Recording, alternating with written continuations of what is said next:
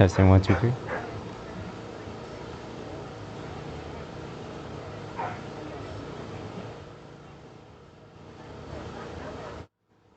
Hello, good evening.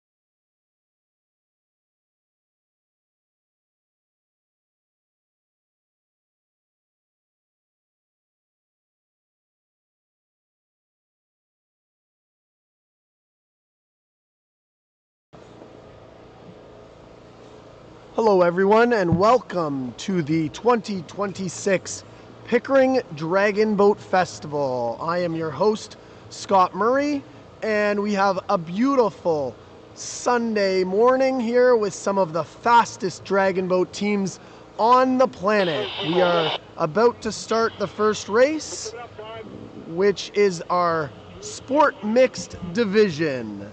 In lane 2, we have the ODBC Barracudas in their purple jerseys. In lane 3, we have the Iron Dragons Blue racing for the second consecutive day. Let me reset that. In lane 2, we have Tribal Maui in their blue jerseys. In lane 3, we have Iron Dragons Gold racing for the second day in a row. In lane 3, we have True North Leviathan Black, decked in black jerseys with red trim. And in lane 5, we have NDRC Green, decked in white jerseys with green and yellow trim. We have a beautiful shot here as the teams approach the start line. Something you might notice is that the start line is bowed a little bit, but the first and the last buoy are aligned. So you may see buoys at different spots alongside boats, but the red buoy closest to the starter and the yellow buoy at the bottom of our screen, they indicate the true start line. The ends of the line are anchored and are firm and are accurate. The buoys are not always accurate. So teams are using those buoys, but the starter has the perfect line. As we come up to the line here, lane 2 is struggling. The wind may be pushing them from left to right. All boats are sort of approaching the buoy on their right. And I can see lane 3 Iron is very close to a buoy. That could be a challenge for them as the wind's clearly blowing from left to right. The team in lane 5 is really well set up. NDRC is set up really well by, they are steered by Nikola Radovanovic, who is a DBC steering instructor, and we have a start. It looks like a good start in our first race of the day. The Pickering Dragon Boat Festival is underway at 8:52 a.m. and NDRC Green has taken the lead. They are half a boat ahead at the 50-meter mark. We have two teams in one lane, that's Tribal and Iron, that are trying to figure out their alignment. NDRC Green is the favorite. They are the defending champions of this event, and we have a good push happening from Leviathan. Leviathan is holding that lead to a half a boat. This race is for time. This race will seed teams for the future of the future rounds. So it's really important. Even though it's a heat, these teams are probably going all out. What likely is happening is coaches maybe don't have their absolute top lineup. With 24 athletes, they'll have some choices to make as to who races the heat and who races the final. But from an effort level, all teams are going all out. So this is a really good indication. From a poker standpoint, this is the moment. The teams are showing their cards. NDRC looks strong. They look powerful out in lane 5. Big, powerful, long strokes. You can see their boat is a little bit stern heavy, the front of their boat. They're traveling at about a 70 strokes per minute. Our leading crew is traveling at about 70 strokes per minute. Leviathan Black looks strong as well. A little bit more wash coming off of their bow. Right around seat 1, you can see a big wash splash there, and we've achieved open water. Open water for NDRC Green. They're going to cross our finish line in first place. NDRC Green, we'll call them the favorites for this event. They are the defending champions, and Leviathan Black is going to hold second place. Iron Dragons Gold is going to come across in third place, and Tribal Maui in fourth. So there you have it. Racing is underway. We have great conditions, really. That it's a light headwind at this point in the day. A light headwind, beautiful sunlight glistening off of Frenchman's Bay that our spectators here at the finish line can see. You can see the referee boats are nicely positioned in the sunlight there, and we have many seagulls who are enjoying literally the fruits of our athletes' labor as they follow the dragon boats looking for some fish. Great first race, folks. Fun fact that often teams put up the fastest times of the day in their opening round of racing, and that sometimes seems strange because teams would be peaking for the final, but so too does the wind and the conditions peak as the day goes on. So quite often the conditions are calmer in the morning, and that leads to peak times from our teams. So round one, heat one is now in the books. We have a nice view here of our finish line and our referee, Thomas Zhao, coming through the finish line and monitoring the crews. We're in transition between race one and race two, and we had a great start to our regatta. It'll be very exciting to see what NDRC Green did in that race. The magic time in dragon boat racing is sub 2. Teams get very excited to do the 500-meter race in less than 2 minutes. So anytime you see a race that is sub 2, it's very exciting. Sub 2 means that the boat averaged over 15 kilometers an hour from the start of the race to the end, often with peak times over 17 and approaching 18 kilometers an hour. So I'm interested to see these times. I'm going to predict that NDRC Green was sub 2, but I will note that we have a light headwind. It's quite light here at the finish line, but it's not as light at the start line. That headwind grows as we go down to the south end of Frenchman's Bay.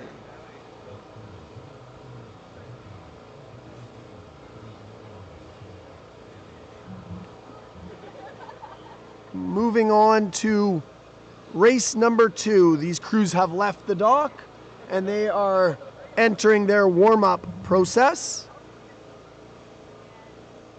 In lane 2 will be the ODBC Barracudas in their purple uniforms. In lane 3 will be Iron Dragons Blue. In lane 4, our host club, the Pickering Dragon Boat Club Premier Mixed. And in lane 5, True North Hammerheads in their blue jerseys, dark blue with black trim and red lettering. So the second race of the day will have some of our top contenders. One thing to note, if you're watching and listening, you may note that the first race finished lane 5, then lane 4, then lane 3, then lane 2. And that's notable because we should see a lot of races end in that in that permutation as the day goes on, because this being a sport regatta, it is a seeded regatta. And seeded means that the fastest teams get the priority lane. And in this case, the priority lane here at Frenchman's Bay is lane 5. The reason for that is because the water gets deeper closer to the middle of Frenchman's Bay, and it gets shallower closest to the shore. So with that, dragon boats being heavy, fully loaded, they are in the 2,000 to 3,000 pounds. The boat itself is 500 to 600 pounds.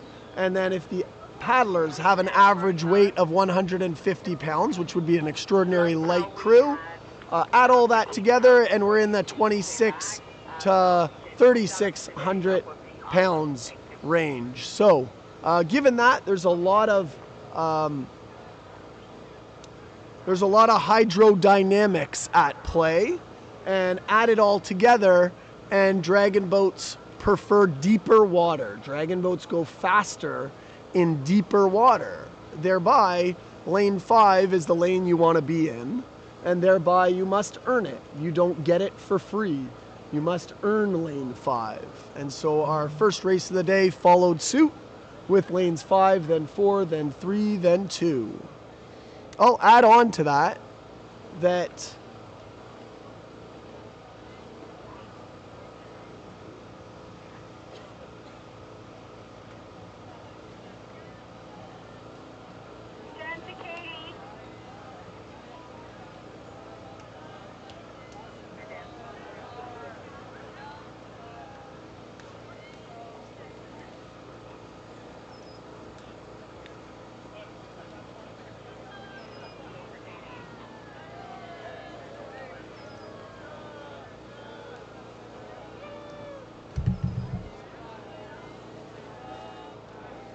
I'll add on that the crews love the deep water. They love, the deeper the water, the better.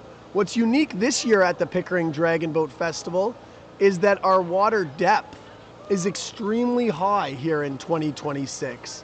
So as someone who paddles on Frenchman's Bay every day, I can tell you that this year the lanes are even in terms of water depth. Lane 1 is very deep. Whereas we normally have lane 1 at a water depth of 8 to 10 feet, this year lane 1 is at a depth of 12 to 15 feet.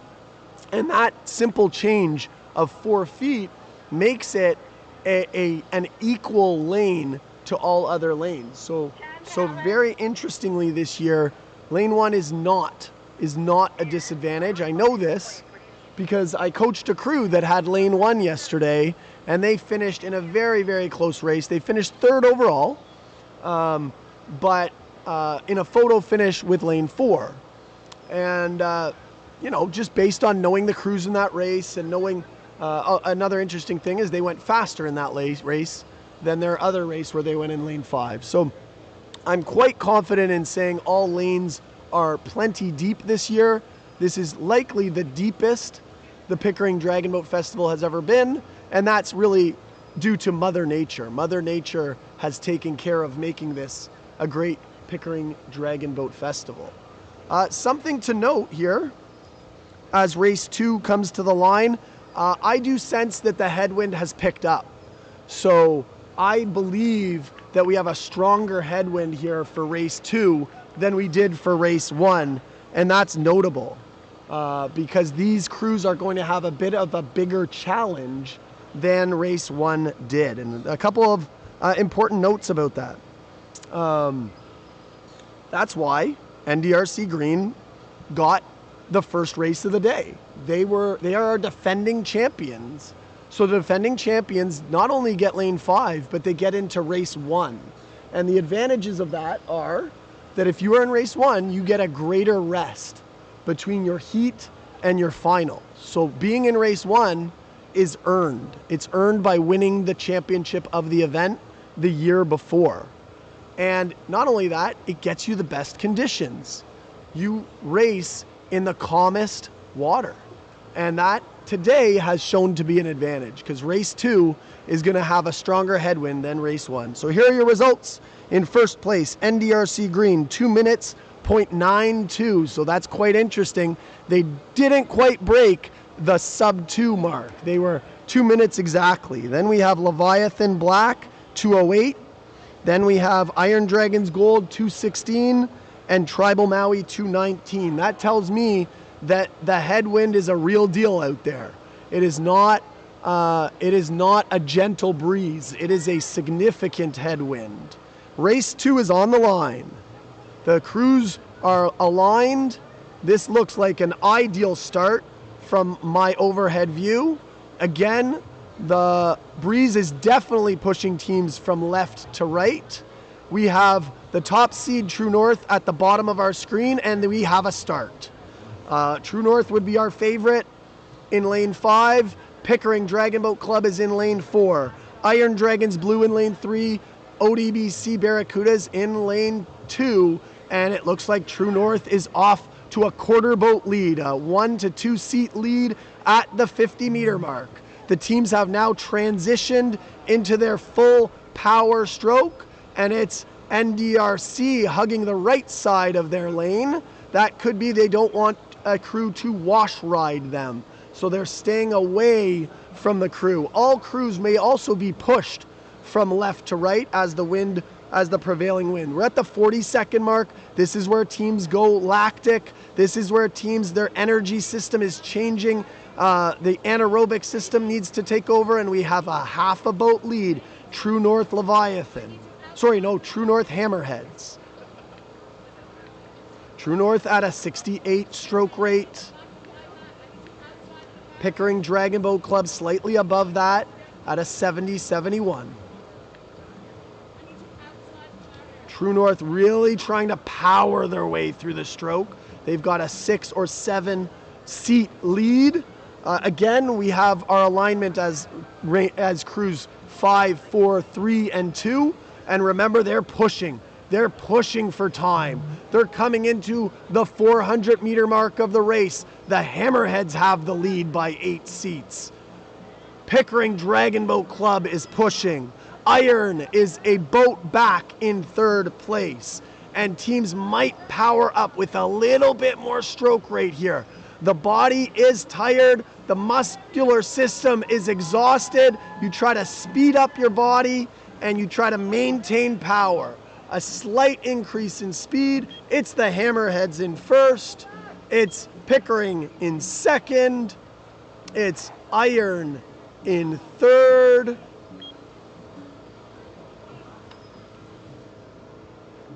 And it's Barracudas in 4th.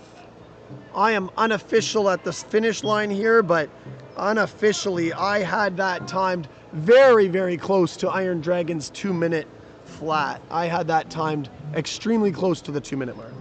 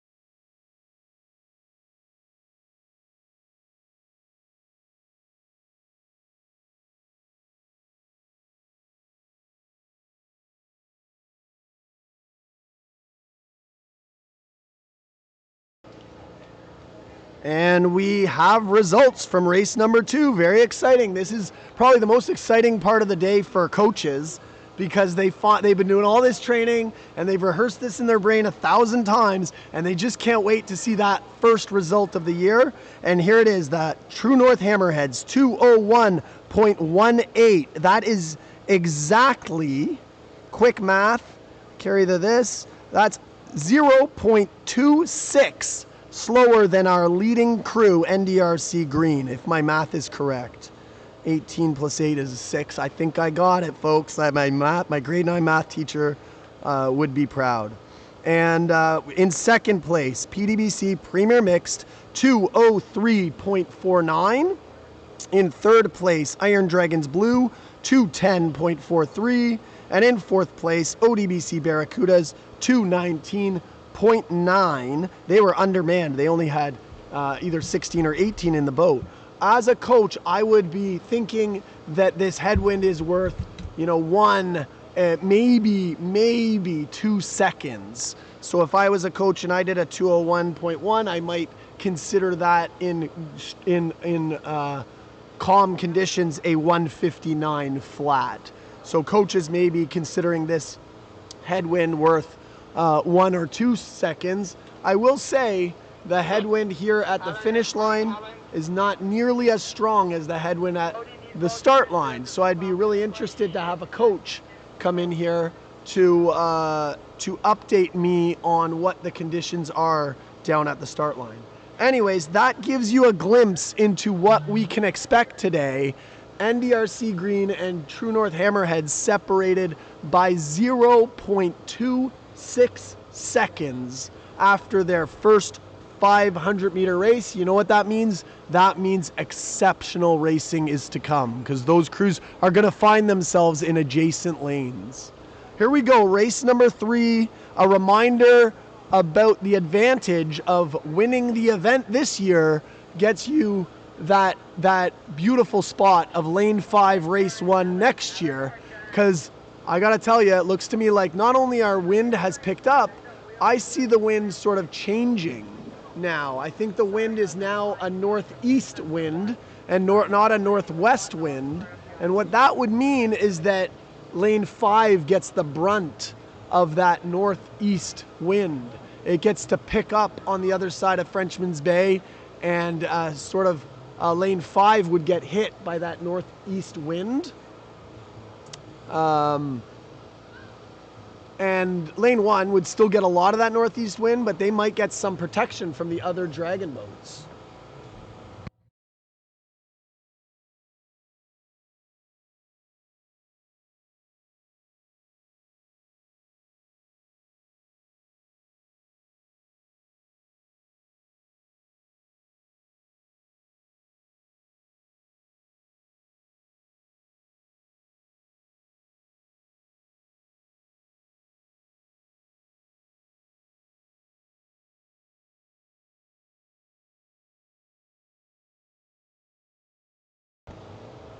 All right, the crews are achieving alignment. Here we go, race number 3 in lane 2. Holy Macaroni in their classic maroon jerseys. In lane 3, RC Liquid Assets Bulls, lining up to the leftmost part of their lane. In lane 4, Holy Macro. And in lane 5, NDRC Yellow. Really interesting here to watch Holy Macro because they were the winner of our 2-4U mixed racing yesterday, and they had a time of 2:01 yesterday. Now, yesterday had a tailwind in the afternoon, so they're going to be a great barometer to what these wind conditions are. And if I was a coach, I'd be using them to anchor my my interpretation of today's wind. We have a start. Mac with a tough start there. They're on a buoy. So the left paddlers are hitting a buoy. You can see huge side push down at the start line. All crews being pushed from left to right. In fact, RC Liquid Assets had a great alignment, and they've parlayed that into a great start. Liquid Assets are in second, even though Mac is a heavy favorite. But let's focus on the leaders. NDRC Yellow at the 100-meter mark, and they've got 7 seats. A great lead. You can see this is a great shot of their technique. They're getting down to the water. They like to pull a long stroke at NDRC. Their drummer with some great technique with that side drumming style. A wide swing on the recovery. A wide swing and a good snap at their exit. I'm looking at seat 3 in NDRC Yellow. A lot of mobility in seat 3. The paddler in seat 3 has a lot of mobility. The head and the bottom boat at the bottom of our screen, that's NDRC Yellow. Let's get that person in for an interview. Seat 3 in lane 5, we want to interview you after the race. Someone get me seat number 3 on the right in NDRC Yellow. I want to talk to that person. We have a 70 stroke rate for our leaders, NDRC Yellow. This bodes well for NDRC this afternoon when they go to open racing, because you would presume that the 10 men in green and the 10 men in yellow are going to make up the Orcas. NDRC Green, a commanding lead, but again, we're watching the time carefully. They've got 25 meters to go. They need to be in the top 5 to advance to the A division. A nice race here for Mac. After a tough start, they've really righted the ship, and they're making up ground here in the last half of the race. Really great second half for Mac Rowe. I have these crews just under 205, but again, I'm very unofficial. And there comes Liquid Assets Bulls and Macaroni. They are close to the 215 range. And we have our finish to race number 3. That means all 12 crews in the sport mixed division have done their first race of the day. The poker hands are now on the table, folks. The poker hands have been displayed. Nobody is holding back cards. We now know this is an exciting... What I can tell you for sure is that teams in Quebec are on our live results right now. I can promise you that there are 22 Dragons people out there that are intrigued by what's happening at the Pickering Dragon Boat Festival right now.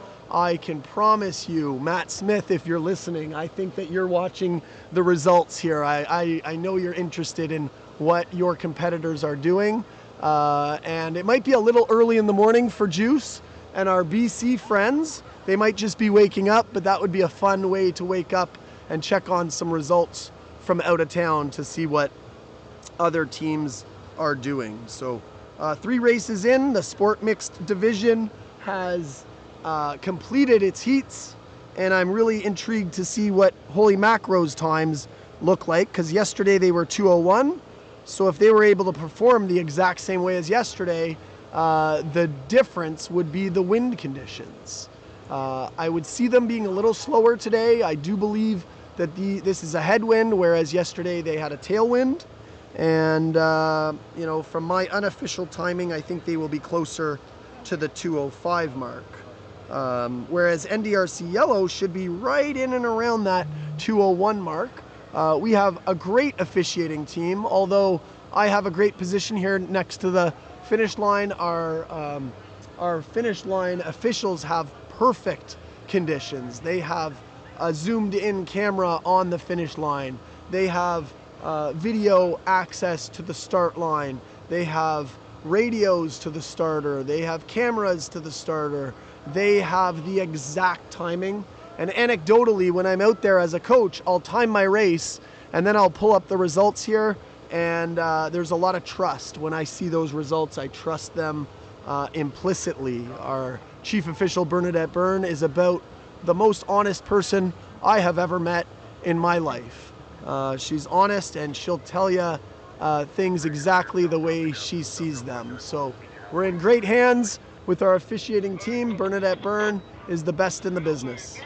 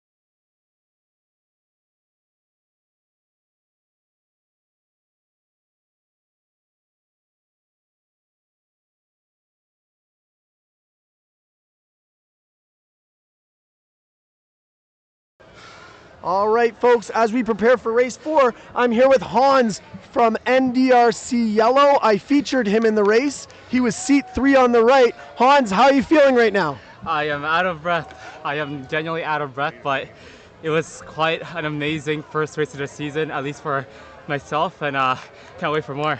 I love the deep breaths, folks. This gives you a sense of what Dragon Boat's all about. He finished his race 5-6 minutes ago, and he's still collecting himself. Yes, sir. Like, he put his soul into that race. And I got to tell you, looking at Hans, he is he's jacked. He is in great shape. How hard do you have to work to get ready for this? Well, it's the consistency and the volume throughout the week. I mean, the thing is, 5 days a week, even if like 3 of them are one of those where you have to really fight yourself through every workout piece, and know that every single hard workout that you do means something down the road. Everything is pretty much worth it, honestly. Awesome. Stick with us, Hans. Yeah. I'm just going to prep the next race, but we're going to keep talking, so don't go anywhere. Sounds good. All right, folks. Next up, we switch to our youth division. This is race number 4, youth division. We have in lane 3, Markville 2. In lane 4, Every Kid Can Paddle. And in lane 5, Markville 1. Just a note that's very near and dear to my heart. In race 4, this will be the first ever Dragon Boat race for my stepson Jag. Jag is in Every Kid Can Paddle, and so our family, the Hyphen family, is very, very excited for this moment. Our son's first ever Dragon Boat race. Do you remember your first ever Dragon Boat race, Hans? Absolutely. Tell I us do. about it. My first Dragon Boat race was in 2019 in Milton, the Milton Regatta. And that was quite a rainy one. It was quite a race to remember. I remember that day. and- Thunderstorms. Oh yes, yeah, I remember. I think there might have been like one race canceled just for safety reasons, but quite honestly, my very first 2K that year, ever actually. Nice. It was exhilarating to say the least. And how have you evolved as a paddler in the 7 years that have followed? Well, a few years later, as I started to get better and got stronger, I ended up joining NDUC, well, formerly New Dragons, and University College for the under-24 team, and managed to work my way up to making the under-24 Canadian national team. So that was quite a feat that I never once thought I could make for myself. Way to go, Hans, and better things are still to come. You're young. I just want to talk to you about your technique. I watched the crew. I focused in on you, and I found that you had excellent mobility. Your ability to get down to the water and sit all the way up, it struck me as a great skill. Can you talk to us a little bit about your pride in your technique and what makes you unique? What makes you such a good paddler? Well, personally, I've done a whole lot of my own video review even outside of our own practices. So I've observed not just for my team and what we teach ourselves, but also other teams around the world and what makes them excel. Like national teams like the Thai team, like obviously like the Hong Kong national team, everyone like the biggest teams in the world, and what makes them the best of the best in the world, and compromising that with what we teach with my team and even like the Canadian team as a whole, national team, what I learned in under 24, I just put pieces together that I feel like would really make a boat move. And putting that together on the outrigger canoe, on top of that, making sure my physical endurance can keep up with such a difficult technique is, I feel like, what really sets me apart personally. Golly gosh, I am inspired by you, Hans. Thank you so much. You're a lifelong learner, and you take it home with you, right? You go to the water and you come home and you keep studying your craft, and it showed. You had a great race out there. Is there anybody you'd like to sort of recognize that's been influential in your paddling journey? Absolutely. So, I mean, my biggest teammates and my coaches actually, Coach Omar, Coach Ben, and Coach Yolanda. I mean, they set the groundwork for me. Like we've done our own video reviews. They've also done their own whole lot of homework in putting together the technique that will make our boat be as efficient as possible and as fast as possible. And watching them, honestly, watching them over and over through our video reviews, and the same like what I mentioned before, mixing in with what makes the other best paddlers in the world, like putting together my own data and see how I can best emulate that and making sure I have the fitness to keep up with that technique. Awesome. Hans, I'm going to ask you another question. We have a feature race coming up around lunch. You may not even know about this. Okay. It's called a DB2 race, Oh. where the top 5 teams are going to nominate 1 male and 1 female to race a 100-meter race. Any predictions for NDRC Yellow who you would choose to race in that race? Oh, yellow, eh? I would likely have to say our main pacer, Harry. Okay. He's quite the fast one. All right, I'm going to interrupt you because your team wants you for their debrief. Okay, sounds good. Hans, this was awesome. I'm going to ask, I might want to talk to you later in the day. Okay. Have a great day. I'm sorry to take up so much of your time. No worries. But it's been a pleasure. Thank you so much. Thank you for having me. So Harry is your prediction. What about the girl?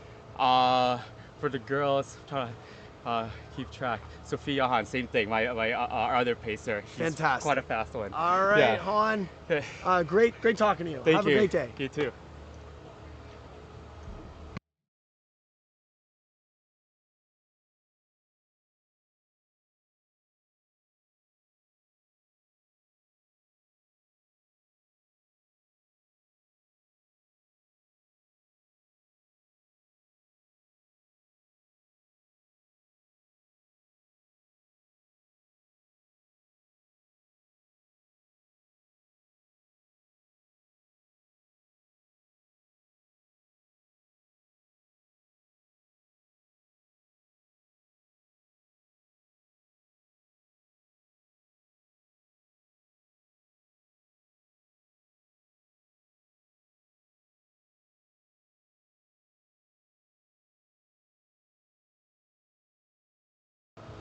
And we have results of race number 3, Sport Mixed Heat, 9:12 a.m.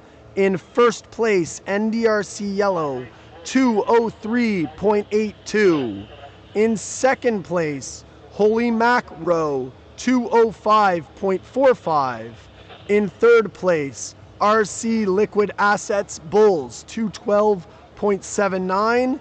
And in fourth place, Holy Macaroni, 2:14.16. So we have our top 5 teams in the Sport Mixed division. NDRC Green is our 1 seed. True North Hammerheads is our 2 seed. PDBC is our 3 seed, very, very closely followed by NDRC Yellow as our 4 seed. And Holy Macro is our 5 seed. They will make up the A division in the Sport Mixed 500-meter race coming up in an hour. But we're going to turn our focus to the youth mixed race that is on the line. We have alignment. In lane 3 is Markville. In lane 4 is Every Kid Can Paddle.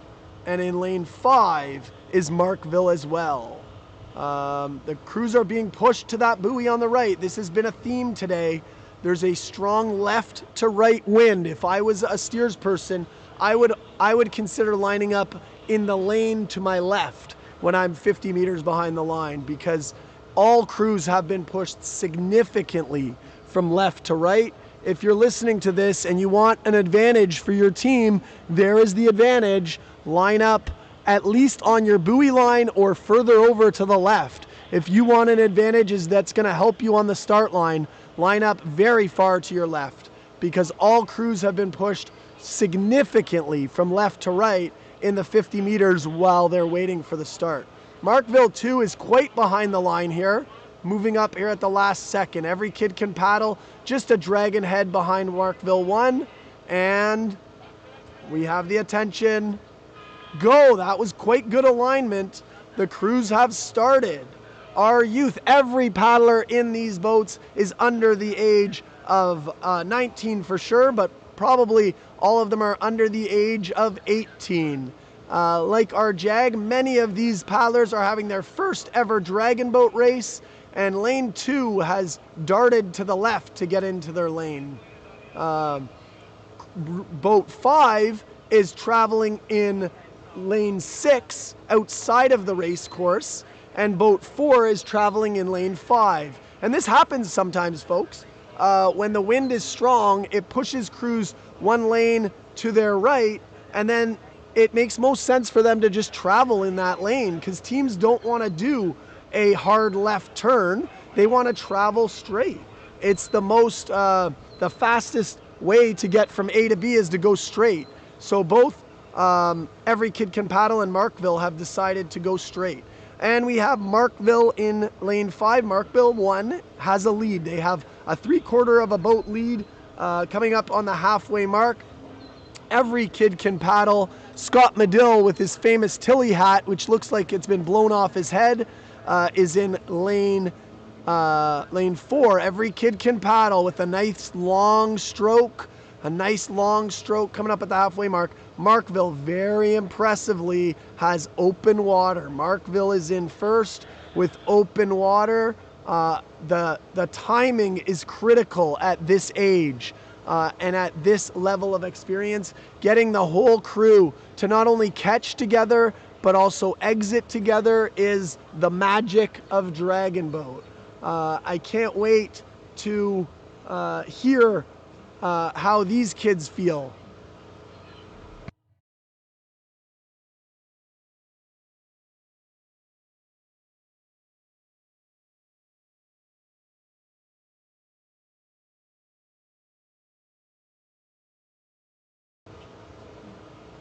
We are coming into the last 100 meters, an impressive race by Markville. Some things that may have helped them is that they've been in this festival for many years. So a lot of these paddlers might be in grade 11 or grade 12, and this might be their third or fourth event, whereas Markville 2 might be full of grade 9s and 10s, and Every Kid Can Paddle is in the middle of that. So Markville 2 is coming to the line. Looks like they're gonna have a time in and around the 2:40 to 2:45 range.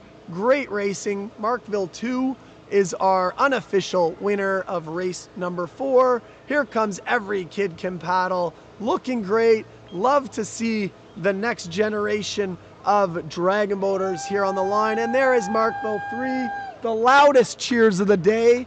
Ironically, for the newest paddlers, there are parents and dogs and friends and family are cheering them on. I love to see the pets here excitedly watching the youth at the Pickering Dragon Boat Festival 2026.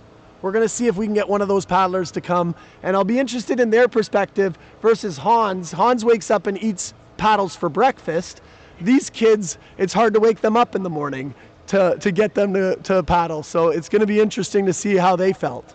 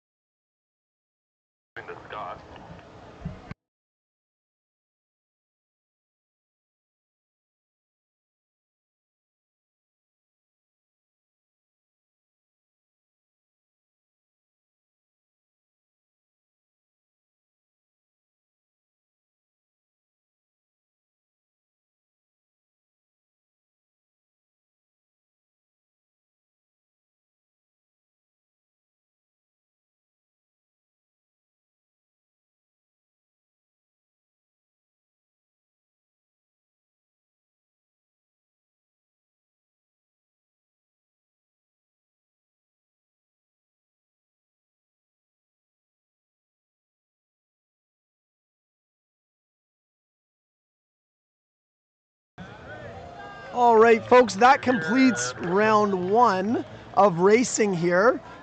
We have a short course break, and round two is slated to begin at 10 a.m. with the Sport Mixed A final. I gotta tell you, that is the race I'm the most excited about of the whole entire day. Get your friends and family on the live stream for 10 a.m. That is going to be a huge highlight today. In lane, I'm going to go from 5 to 1. In lane 5, our favorite and defending champion, NDRC Green. In lane 4, True North Hammerheads. In lane 3, PDBC Premier Mixed. In lane 2, NDRC Yellow. And in lane 1, Holy Macro. That is our next race, the Sport A Mixed Final. Get your friends and family and your dogs and cats and get them around the screen here. Huddle up in the family room because that's going to be a highlight of the day. Let's get our viewership up for that important race. Here we go. Youth Mixed Heat 500 meters, our official results. In first place, in lane 5, Markville won with a time of 2:44.56. In second place, out of lane 4, Every Kid Can Paddle, 2:55.10. And in third place, Markville 2 in a time of 3 minutes, 0.48. So fabulous results. We prefer tailwinds for these young kids. They're so light that they don't have quite the same power potential on the dragon boat paddle. But what a great experience for them. Many of them their first race, and 2:44, 2:55, and 3 minutes are our official times.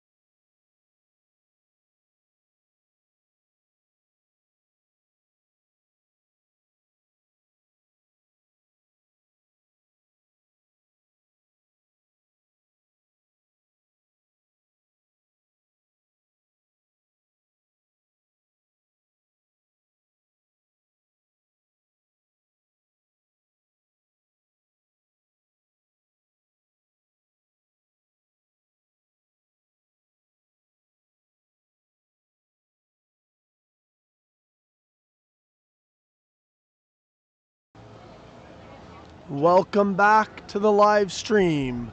We're getting ready for the Premier Mixed A final, 500 meters, the 5 fastest crews in the event.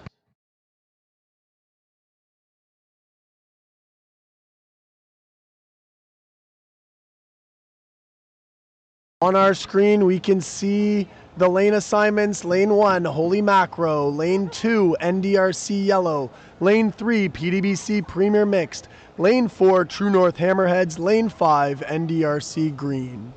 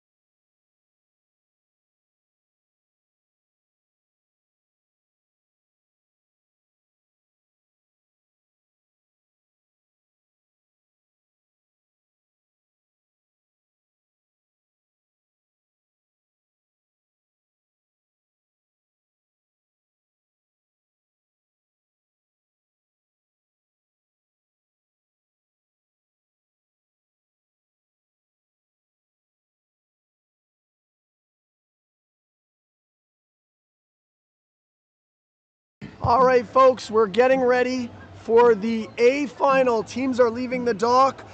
Mike, you just said something that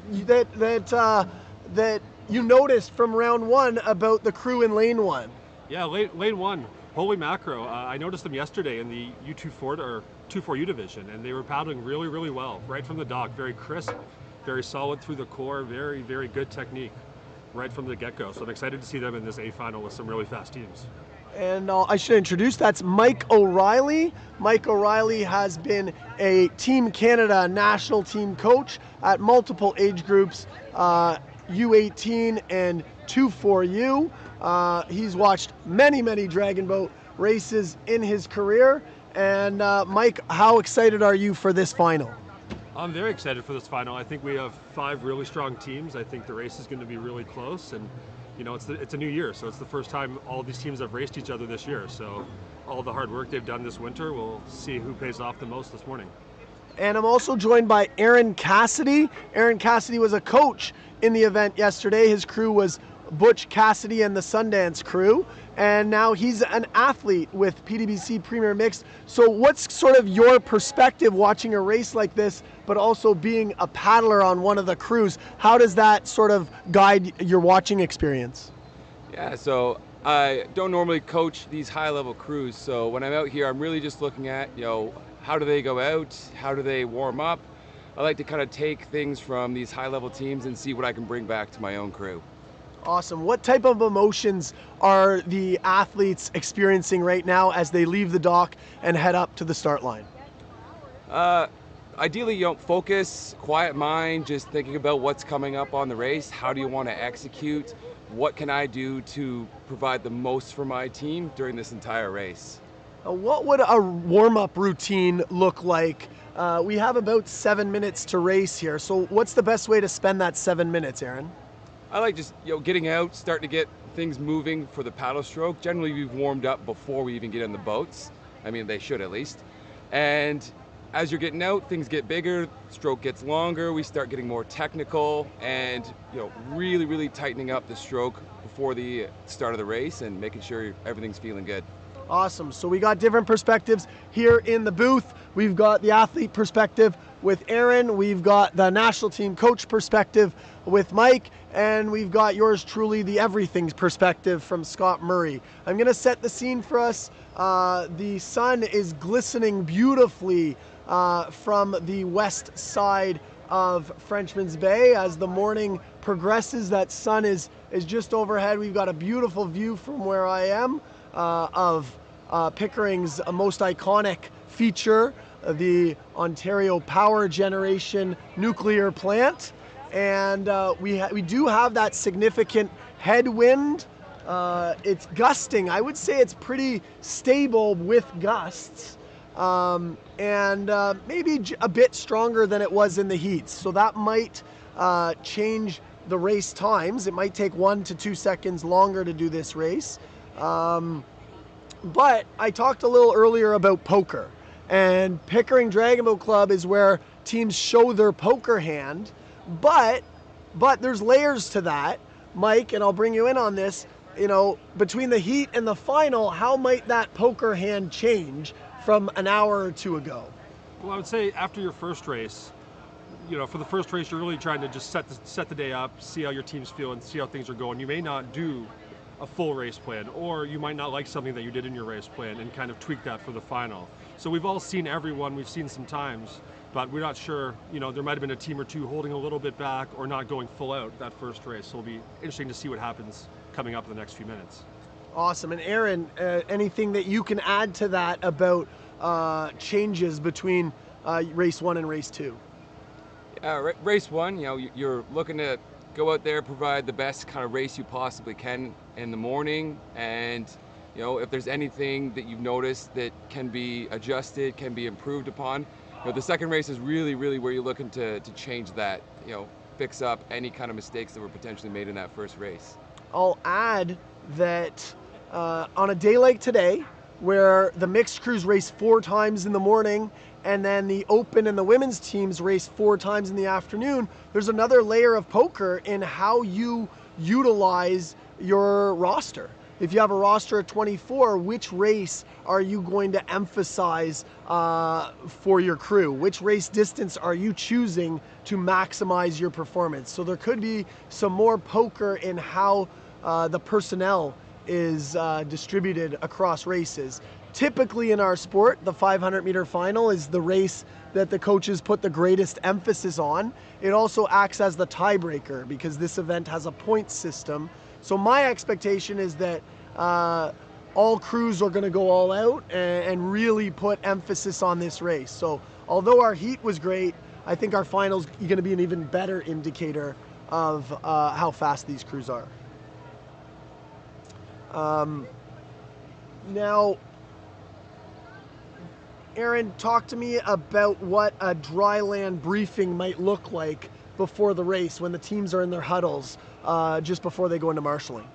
Yeah, it's, you know, getting everybody focused in. Generally, we've gone back to the tent. We're resting, we're recovering, getting ready for the next race. So just getting everybody amped up again, focused in. What's the race plan? What's going through your mind during the race? I personally like to think about, you know, how I'm going to execute the race. I'll go through the entire race in my head multiple times before we even get on the water. So, you know, in a day, I'm truly racing, you know, 3 or 4 times, but in my head, I've done 10, 12 races. Awesome. We're coming up to the start now. I'm intrigued by the pre-race. I'm not going to call it gamesmanship, but alignment. We noticed this morning teams are really being pushed left to right. These are going to be all experienced teams. You would think these are all experienced steers people. So I'm really interested to see who's in the middle of their lane or who ends up on a buoy. Basically who learned from this morning and who didn't, because I'm expecting a lot of push from left to right, and I'm expecting a longer time spent on the water because our starter will want to make sure the start is impeccable. I mean, the starter wants every race to be impeccable, but there's a little bit more focus maybe in the A final. Mike, being in the boat, being a steers person, you know, in these last moments, what are you thinking? What are your actions? I mean, for me, when I'm steering, I'm trying to get us set up to be the best line possible. I'm also trying to make sure that the team's nice and calm, nice and relaxed, but also focused. You know, you don't want things to be overcomplicated. You don't want people nervous. We want to be nice and relaxed. We know what we need to do. We're prepared. And then from there, we'll set our line up properly. We'll make sure our boat's nice and square, and then we're ready to go as soon as that air horn goes off. Okay, I'm intrigued by NDRC Green and True North. They're both in the same lane. It looks to me like that's lane 4. So NDRC Green maybe is expecting to be pushed right. They're right on their buoy line, whereas PDBC is very much to the right of their lane. They're approaching the buoy already.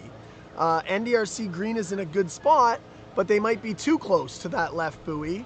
And if they have a strong start, that also puts them in a position to provide a wave that True North can benefit from. So interesting. PWC's in jeopardy of that buoy impacting them. They're very much in jeopardy, but the paddles are up. Attention is called, and they're off. The start has happened. NDRC Green had a great position for that start, and they're already away. It looks like PWC in the middle is behind off the start. Lane 2, NDRC Yellow with a great start, but the race should be on the outside. NDRC Green and True North. NDRC already with a seat advantage. What are you seeing, Mike? Yeah, right now NDRC is looking really strong out in lane 5 with True North right now at second, trying to fight to stay with them. NDRC in lane 2 is looking pretty strong as well. I think right now they're in about 3rd place with PWC 4, Holy Macro 5. I'm seeing 2 races here. Lanes 4 and 5 are a half boat up on the field, and then lane 1, 2, and 3 are neck and neck and neck. PWC, after a tough start, has earned that 3rd place. Aaron, what are the athletes feeling? We're a minute into this race. Yeah, right now things are starting to kind of lengthen out. We're feeling the fatigue at this point, and it's just a mental game from this point on. We need to push, you need to keep moving, you need to work through that fatigue. Mike, True North is making a move. What would you be thinking if you were in 2nd place right now? Right now, like you said, we need to be making a move. Nothing has really changed since the start. NDRC took about a seat right away, and then both teams settled into that same speed. So right now we need to be trying to figure out a way to make up that seat. And it looks like they're starting to push a little bit more, but they are starting to run out of distance. We got about 150 left. True North is coming, folks. True North is coming. They are a dragon head behind with 100 meters to go. What a great middle of the race by True North. Hammerheads, we are dragon head to dragon head with 100 meters to go. The race is at the front. Oh, there's a push by NDRC. NDRC is stroking sub 70. They are a 68 stroke rate. True North is just above 70, and it looks like True North's middle of the race push has faded as we come in 50 meters. NDRC had something left in the tank, and it is going to be NDRC unofficially at the finish line. PWC in 3rd, NDRC in 4th, and MAC in 5th. That was close. I had NDRC unofficially right at that 2-minute mark that they did in their heat. Mike, you're not as certain as me that NDRC was our winner. It was closer, but I think True North made a push there at the end, but I think they couldn't overcome that 1 seat deficit they lost earlier at the start. And so I think by the end of the race, NDRC squeaked out, had a solid finish, and was able to pull away right at the end. But True North made it very close, so they'll have some good information to take back and work on for the next regattas coming up. That just shows how important that start is. You know, NDRC took the lead right off the bat and held it during the race, and that's kind of how it stuck from beginning to end. So Aaron, you're a big fan of strength and conditioning and planning. I mean, 2 things. One, I want to ask, like, what are the athletes feeling now that the race is over? Well, you're feeling pretty good that you're not needing to work as hard anymore, but it's, you know, there's a lot of burning from that lactate that's built up over the race, and you're just trying to recover, get your heart rate down as best as possible. There are more races today, so a little bit of movement's going to really help with that, and the athletes should be moving a little bit once they get off to try and recover as much as they can before they get in the boat again. A reminder, folks, anything we say and our screen is unofficial. We have a drone, which is a moving target. Our officials have a solid finish line, so they see the exact things. We are interpreting results as best we can, but we aren't part of the officiating team. That was a very exciting race. Aaron, how do we, and Mike, both of you, you know, how do we achieve that big start to take that 1 seat lead that NDRC did in the first 50 meters? It's not being afraid to push at the beginning. You really got to have a big effort, lots of focus on finding connection on that water and really getting the effort early to get yourself out to build that boat speed up. And Mike, what are your thoughts on the difference in that race was the first 50 meters? Do we agree? Yeah, I definitely agree on that. And like I said before the race, when you asked what I'm thinking right before the race starts, it's, you know, it's as a coach, get the team ready, but as an athlete, it's making sure that you nail that first stroke. Like, we only have 1 first stroke where all the water is still. And that's when that boat really accelerates the most. So you want to make sure you're nice and relaxed and nice and focused to really get off that line quickly. And I think we saw today NDRC was a little bit better at that than True North was, and I think that was the difference in the race. All right, it's interesting how much, thank you very much, Aaron. Aaron's gonna go see his team. Thank you for sitting in with us on that. Good luck the rest of the day. Thank you. All right, interesting, Mike, how much work goes in between the heat and the final, how much, you know, changes to your lineup and tweaks to your race plan and effort gets put in, and the results come out so similar to the heat. What do you think about that? I mean, it can change too. It's definitely frustrating, I would say, as a coach sometimes when you think you make all these corrections and adjustments and then you kind of see the same result. But like I said, this is an early season regatta, so you can kind of take that data and take that information and you can kind of work with that and improve yourself so that next time, hopefully that result doesn't change. I think for most of these teams, they don't race again for another 3-4 weeks. So they have some time to take that feedback and kind of adjust and adapt from there and see what happens. Here are our official results, ladies and gentlemen, and folks everywhere. In first place, in a time of 2 minutes, 0.58, NDRC Green.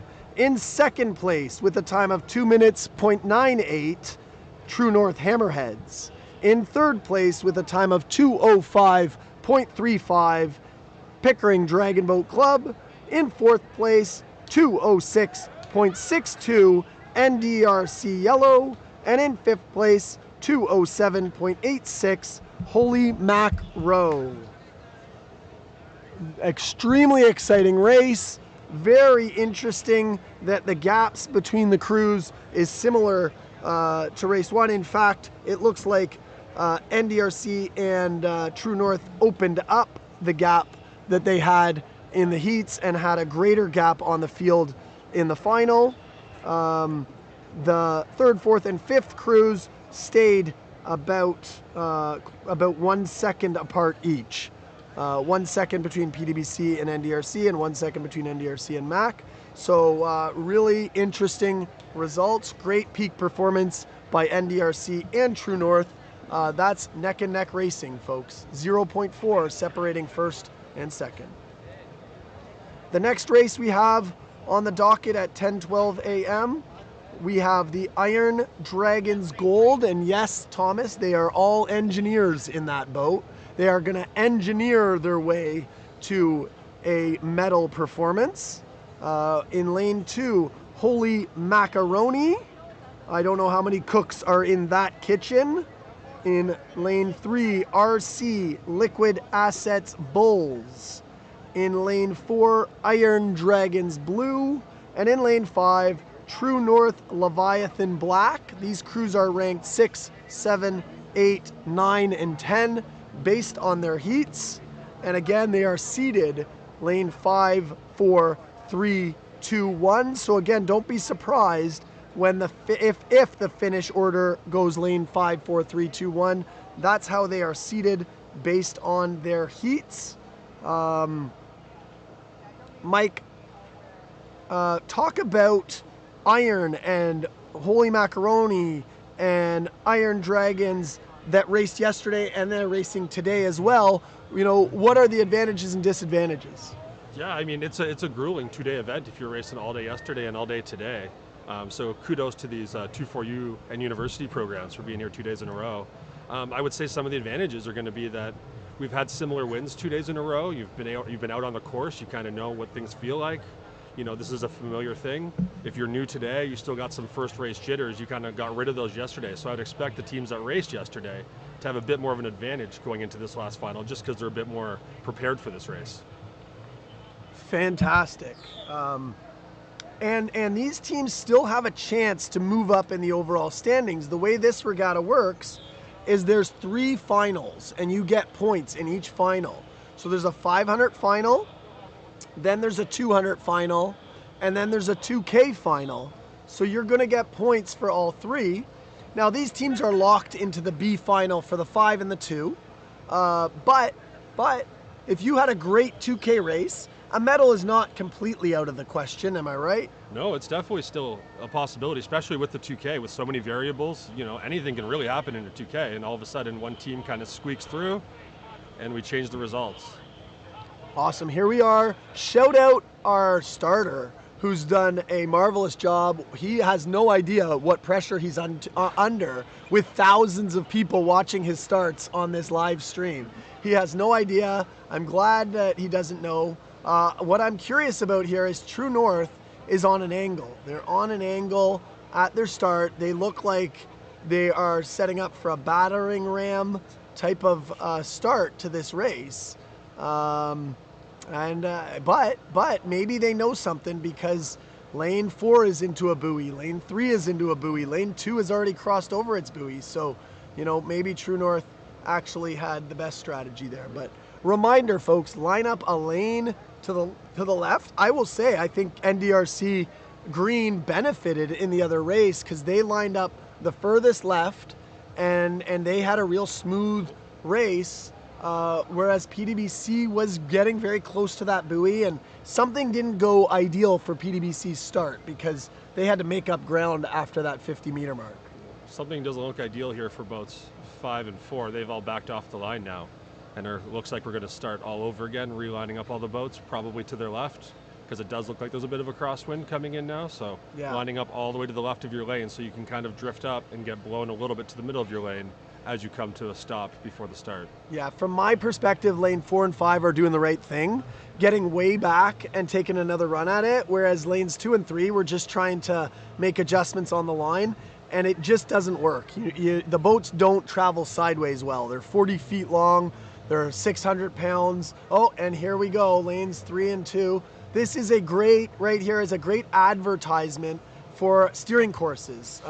We can teach you how to back up, how to align your boat, how to maneuver behind the start line. So if you're watching this and you want your team to have some advantages, sign up for our steering courses, brought to you by Alchemy Dragonboat Services, a little sponsor product placement there. We can teach your team how to line up for the race. We can give you some high level instructions, high level teaching, and we can setting up for the race can be the difference between winning and losing, can it, Mike? Oh, I agree. I mean, we were looking at boats 2 and 3 there, kind of trying to draw and stay in place. Like, you know, you're just tiring out those athletes before the race even starts. Like, just back off, kind of reset yourself and come up with the water. It makes the life a lot easier. You don't want to kind of be paddling for 4 minutes before your 2-minute race. And again, it looks to me like lanes 4 and 5 have the right idea. They hung back, they repositioned, they're gonna travel slowly to the line, they're gonna set up to the left, but you're also relying on all teams having that competency, right? Because if the other teams don't line up in the right spot, the whole start can get a little jumbled, and it's frustrating for everybody. Like, I see lane 4 and 5 in an ideal position, but lanes 2 and 3 are on an angle. One seems to be doing good out there too. They're not in the ideal position. We have lanes 2 and 3 that are struggling a little bit here.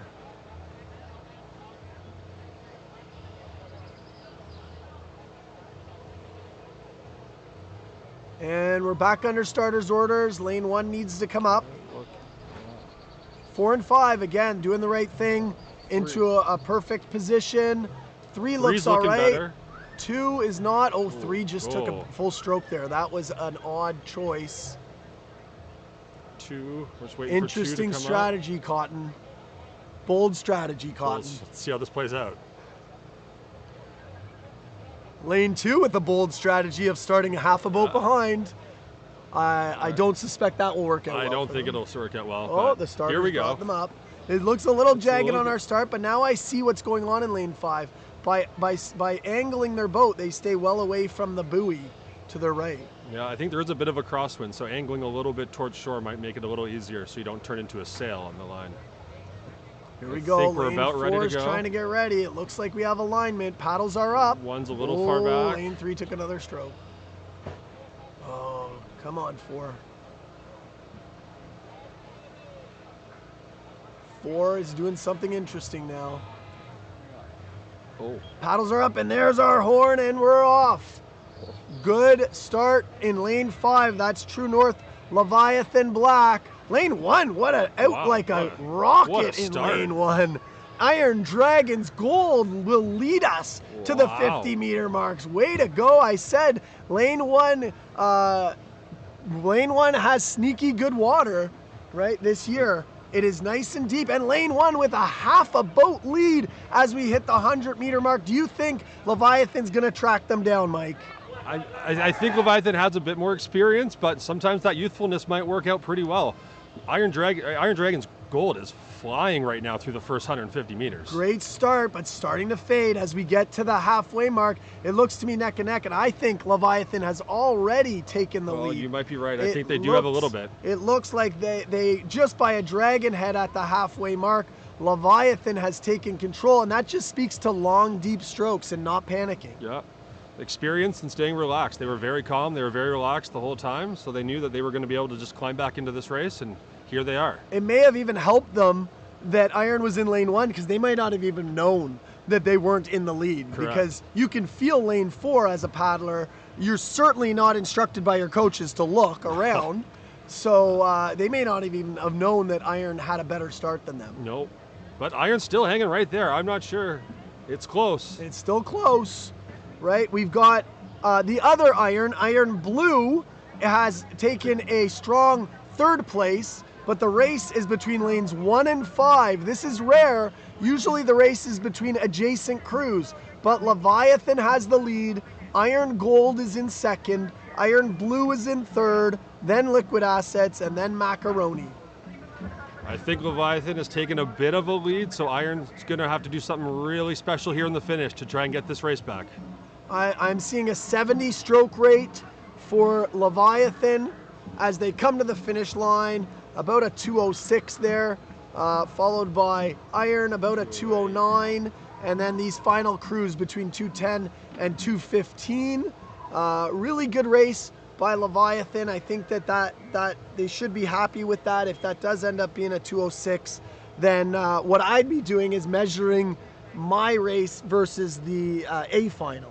Yes, for sure. I think Leviathan is definitely looking to see where they would have placed in the A final, having now won the B final, and seeing how close they are to potentially trying to squeak out a medal later on in the day in the 2K. Fabulous. Fabulous. Great racing here, Pickering Dragonboat Festival, our 30th anniversary, 2026. Leviathan, the winners of the Sport Mixed B final.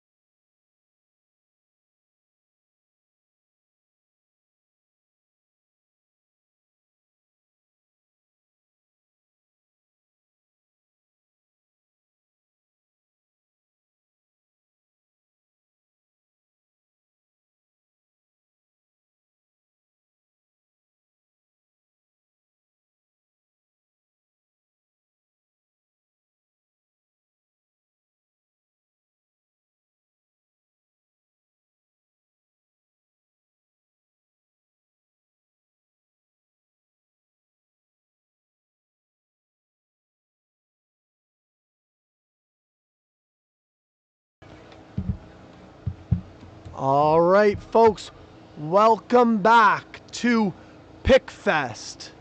That is Pickfest 2026. And we are preparing for race 8, the 500 meter youth mixed A final. We have in lane 3, Markville 2. We have in lane 4, Every Kid Can Paddle. And we have in lane 5, Markville 1. If you are a parent or a supporter or a friend of someone on the water, make some noise. It is deafening down here at the finish line. I can barely hear myself speak because the crowd is going wild down here. The fans, the parents, the friends and family are cheering their teammates on. This is going to be our youth mixed A final, 500 meters, and we have Markville, Every Kid Can Paddle, and Markville. Little interesting format note, this is the first of 2 finals. This race is 500 meters. Their next race will be 200 meters. Their results will get them points in both, and medals will be awarded based on points, not on any singular race, but rather 2 races put together. So even if they don't win the 500, they have another chance in the 200, but the 500 is the priority race because if there are any ties are broken by the 500 meter race. We've had a great day here in Pickering. We've had excellent weather. There was some concern this morning about high north winds and gusts getting up over 40 kilometers. But instead, the weather has been quite stable, a nice light headwind. It does get a little stronger as we get towards the finish line, but absolutely beautiful for being here at Bruce Hanscombe Park, watching races. A great place to be, a great amphitheater for our sport, a great viewing experience as we are positioned very well for the finish line, and a great on-water experience for these kids in their first ever Dragon Boat Festival. We have a nice view here of the crews getting aligned before the start. We have a nice view of Frenchman's Bay turning into Lake Ontario and looking southbound. We've got Markville in what looks to be purple jerseys, and we've got Every Kid Can Paddle in blue jerseys.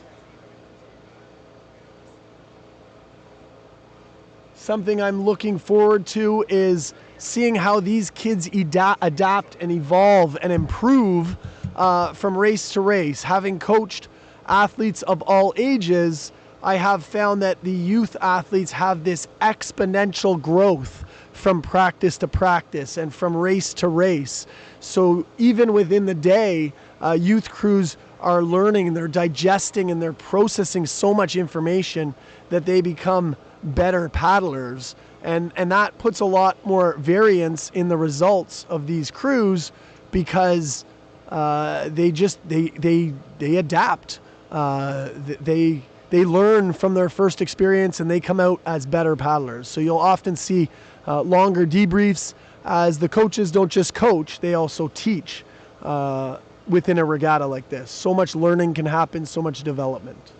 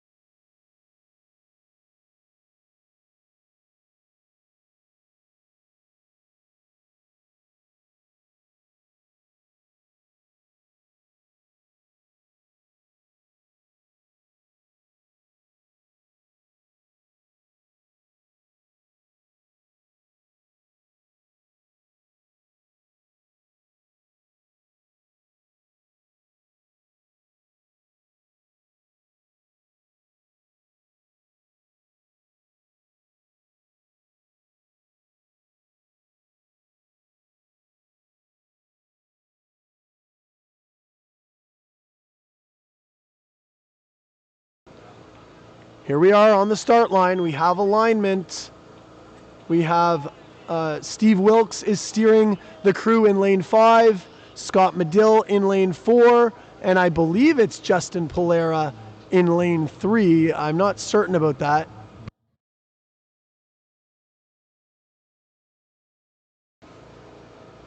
I misspoke. That's Rolla Elbeirakter in lane 3, and a great start. Looks like Markville 2, helmed by Steve Wilkes, is out to the lead. Every Kid Can Paddle in lane 4 with a good push here, but Markville 1 has had a great start. So it's Markville as we come to the 100-meter mark. The battle seemingly is going to be between lane 3 and lane 4 for second. Will Markville 2 sweep it with a first, second, or will Every Kid Can Paddle pull away in the second half? Markville 1, an impressive display. They've got a full boat advantage at the 200-meter mark. They look like a seasoned group, all pulling together. Great footage here by Locke as I'm watching them paddle, and I'm looking at Every Kid Can Paddle now. A little out of stroke in the middle of the boat at Every Kid Can Paddle. If they can clean that up, they certainly have good technique, but their timing gets on and off a little bit, and now they're making a move. You can see the middle of their boat has big, long power strokes, just has to match the timing of each teammate. They get in and out of stroke, and I guarantee you when they're in stroke, they're going faster than when they're out of stroke. So I'm looking at that closely. Every Kid Can Paddle. When they're paddling together, their technique is good. They have long strokes. They are involving their body, but every once in a while they get out of stroke and they lose their speed and momentum.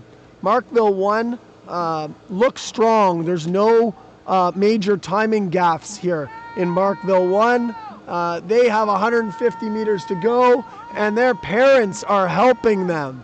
Their parents are helping them through this last 100 meters. I hear Markville chants.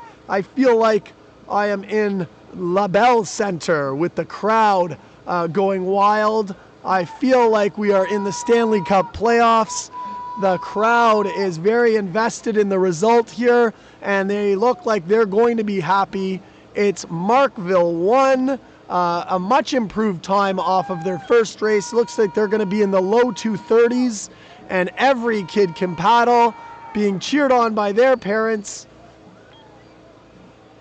to second place, and Markville 2 with a great first half, but finishing in third. All three crews went faster than they did in their morning heat.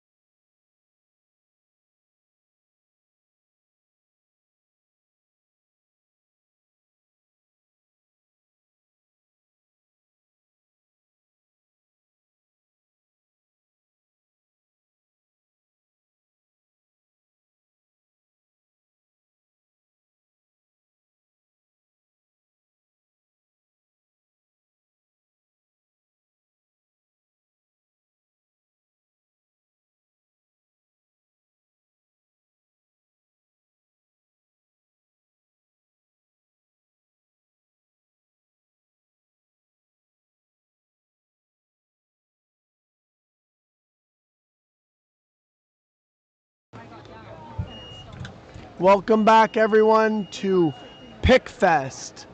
Pickfest 2026. We're going to have a short course break while we prepare for 200-meter racing. It's been a great morning of 500-meter racing.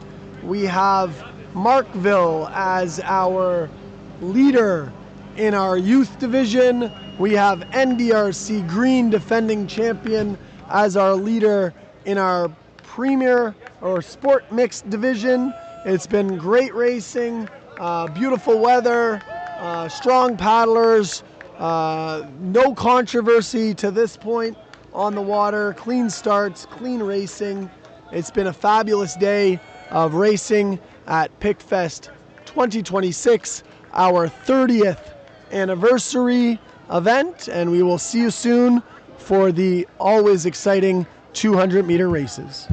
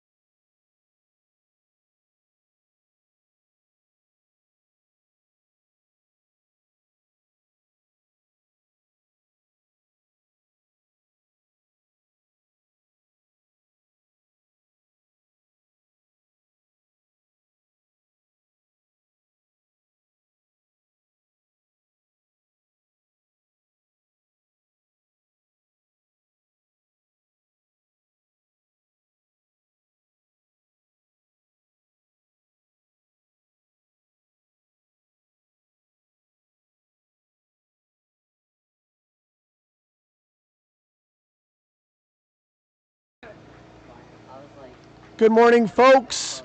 Welcome back to PickFest 2026. Just an announcement about a feature race we are going to have shortly. It is called a DB2 race. So the 5 teams in the Sport Mixed A division, that is Holy Macro, NDRC Yellow, PDBC Premier Mixed, True North Hammerheads, and NDRC Green are going to nominate 1 male and 1 female paddler, and those 2 people are going to race a standard dragon boat for 500 meters. So we are asking those crews after their 200-meter race to submit names to race headquarters. That's only 5 crews that have qualified for the DB2 race. They are the 5 teams in the Sport Mixed A division that will be competing in DB2. So just so we're all aware, only 5 teams, 2 paddlers per team, and that will be a feature race. Speaking of the Sport Mixed A final, I have the steersperson for NDRC Green, who also happens to be the steersperson for Team Canada Premier, Nikola Radovanovic. Nikola, tell us about your racing so far in the 500 heat and the 500 final. How did you feel it went? Hey Scott, how's it going? Yeah, it was good. It was a little bit challenging with the headwind and managing the little bit of sandbar that's notorious at the end of the Pickering race course. So that's kind of been our focus is just finding confidence in the length and maintaining that when we hit that extra resistance on the sandbar. Fun fact, Nikola, this is the deepest that our race course has ever been in the 30-year history of the Pickering Dragonboat Festival. The water levels are high. My team raced out of lane 1 yesterday and came 3rd. So I have a lot of faith in the water depth this year. Very good. The headwind sort of takes away the sensation of that depth, but yeah, it's a challenging course. So how's NDRC feeling going into the 200 meters? Do you feel like this plays to your strength? Do you guys feel more confident going into this race than you did before the 500? Well, I mean, we're confident generally, I would say, but yeah, it definitely plays to our strengths. We are very much a sprint-driven group, but you know, it's the gap has closed from what I can see with our main competitor, Hammerheads. So it was very close on that 500-meter race, and it's definitely going to be a race. Without giving away trade secrets and getting your hand slapped by Ben, what can you tell people who might be listening to this, who might not be as ingrained in the sport as us, about what it takes to get off the line? Tell us about that first 20 strokes. What makes the boat move? Wow. Okay, that's a loaded question. It's just the mental intensity. You've got to go from the first stroke. It takes practice to develop 100% effort. That's what the start is all about. That's no secret. Every top team is on that level, that those first 10, 12 seconds of the race, there's nothing held back. It's all maximum. And then within that, making sure your technique is there. You're moving your body. You're not letting that maximum power, maximum intensity affect your paddling technique, even on the start strokes. Those are the hardest strokes of the race. You're moving your body fast. You're going 100+ strokes a minute through that start. So that is the highest end of the sport, is developing the body speed to be able to do that. As a steersperson in a 200-meter race, we already know this is going to be close. This is going to be a photo finish. Yeah. How can you be a difference maker? You can't generate power. How can you be a difference maker in this next race? It's 200 meters. It's going to be close. You're the steersperson. What advantage can you give your team? It's about not demanding more power, not adding more drag that's going to take more power to overcome. So that's the biggest thing, is just bringing the calm energy, right? Even though there's intensity on a start, right before a start, you need the contrast. You need the calm, you need the collection, you need the focus. So as a steersperson, even in bad conditions, approaching the line in such a way that you're not requiring too much of your paddlers, but you're still putting them in a position to win. And then down the course, it's just about minimizing the drag that you add to the boat. Finding that perfect line, and knowing how to do it in tough conditions. Fantastic. We're going to be watching for that, Nicola. Thanks for taking a moment with us. Good luck out on the race course. Thanks, Coach. Have a great race. That's Nikola Radovanovic. He is the steersperson for NDRC Green, which is positioned in lane 5. Good of him to take a moment at a time where teams are getting focused. He's someone who stays focused pretty much all the time. Loves our sport. Everyone here today loves our sport and is very dedicated to our sport. So nice to see the competitors take a moment before they load the boats to share some insights with us here at the park.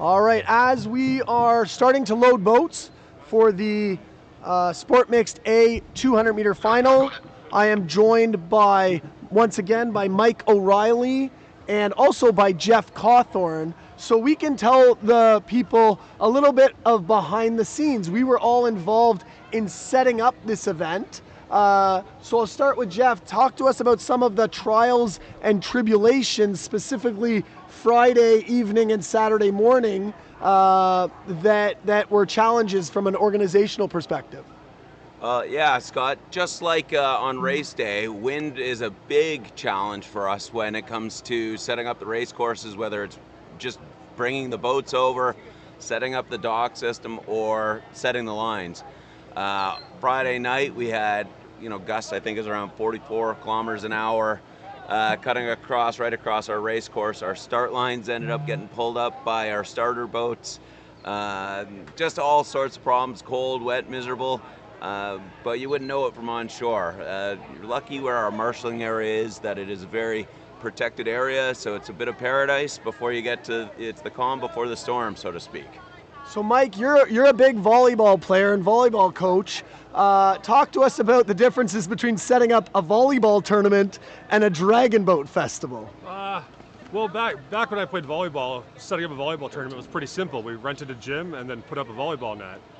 It has expanded, and now they can rent out different larger buildings and bring in their own volleyball courts, which is a little more complicated, but generally speaking, you're indoors, there's nothing to deal with. Like Jeff had mentioned, you can't control the wind, can't control the rain, and it seemed to be a lot of that this week, so it has made things a little more challenging. So Jeff and Mike, let's talk about the meticulousness of the race course. If the race course ended up being 505 meters and the 200 course ended up being 195 meters, none of these coaches would care, right? They'd be totally fine with that. And if lane 1 and lane 5 were off like 1 or 2 meters, none of these coaches would care, right? They'd be fine with it. Yeah, some things never change in 30 years. If there's one lane that's a little bit shorter or a little bit longer, one lane that has a little extra weeds, everybody cares. It is very important, and Alchemy does a great job, if I don't mind saying so myself, of trying to make the best and most fair race courses for them. We've got our veteran Joel, who comes and sets these things up. We test them the night before, the morning of, to make sure that everything's square, everything GPS coordinated, the lengths are fine. It is a very important thing, and it might go unnoticed by some, but not to the steers people, not to the coaches. And if we bring it back full circle to the Sport Mixed A final that's on the water, if you go back to the 500 meter, those races were neck and neck. if one of those lanes was a meter or 2 meters longer, it would have changed the outcome of the whole race. And if you thought those races were close, as they go out now for the 200-meter race, they're going to be within millimeters of each other by the end of this finish.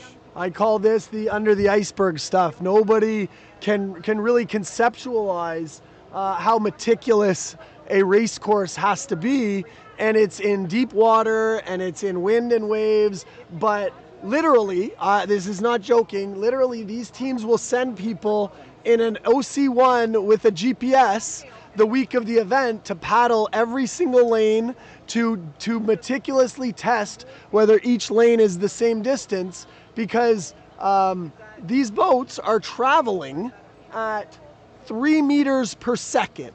Okay, so a 1 meter difference is the difference between first and third in some races. So literally our competitors hold us to task. And in this day and age with GPS technology, everybody out there is going to measure their race. Everybody out there is going to GPS their race, and they demand that the racing is fair. So we take great pride in this. I can say with certainty that myself, Mike, and Jeff were out in the water in all elements this week, sharing some jovial words and many not as jovial words as we dropped cinder blocks and pulled chain.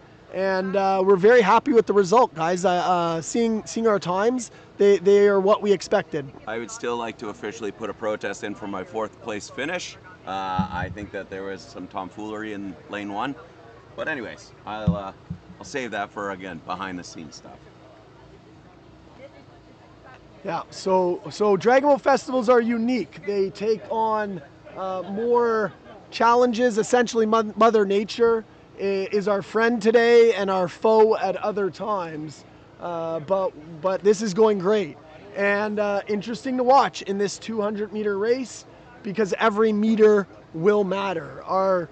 Just to give you context, our 500-meter race, which took 2 minutes, teams were separated by 0.4 seconds. First and second were separated by 0.4.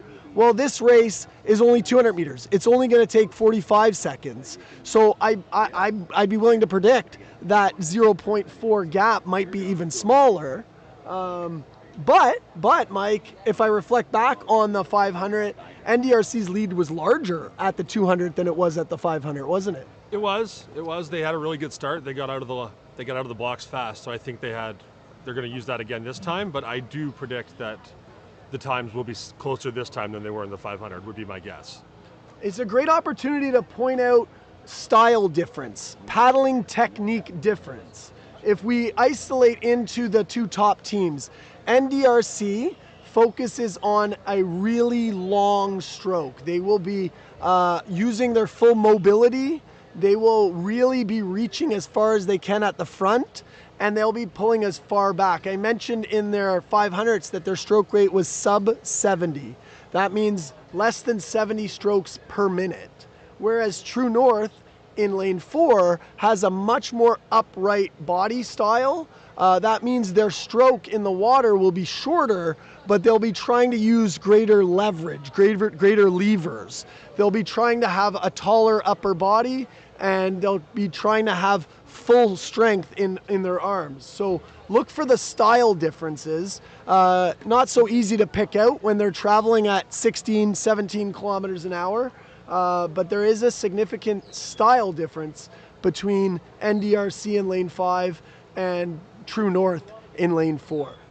I also want to point out in lane 1, Holy Macro, they're a younger team. They're a 2-4U team, so they have a bit more explosive power. They got a bit more youth on their side. You know, I really am interested to see. They've been paddling well all weekend, like I mentioned this morning. I'm really interested to see how they do in this 200-meter race, where they can kind of use their youth and exuberance to kind of get off the line quick and see if they can hang with some of these teams that might be a little quicker throughout a longer period of time for them. Mike, good point. That brings up everybody's favorite topic, body weight. Body weight is a big factor in Dragon Boat. The lighter your boat is, the higher it is, the less deep it is in the water. So in a 200 meter, the lighter team will usually get off the line faster. Think about getting to a stoplight and you're in a Ferrari and you're beside a garbage truck.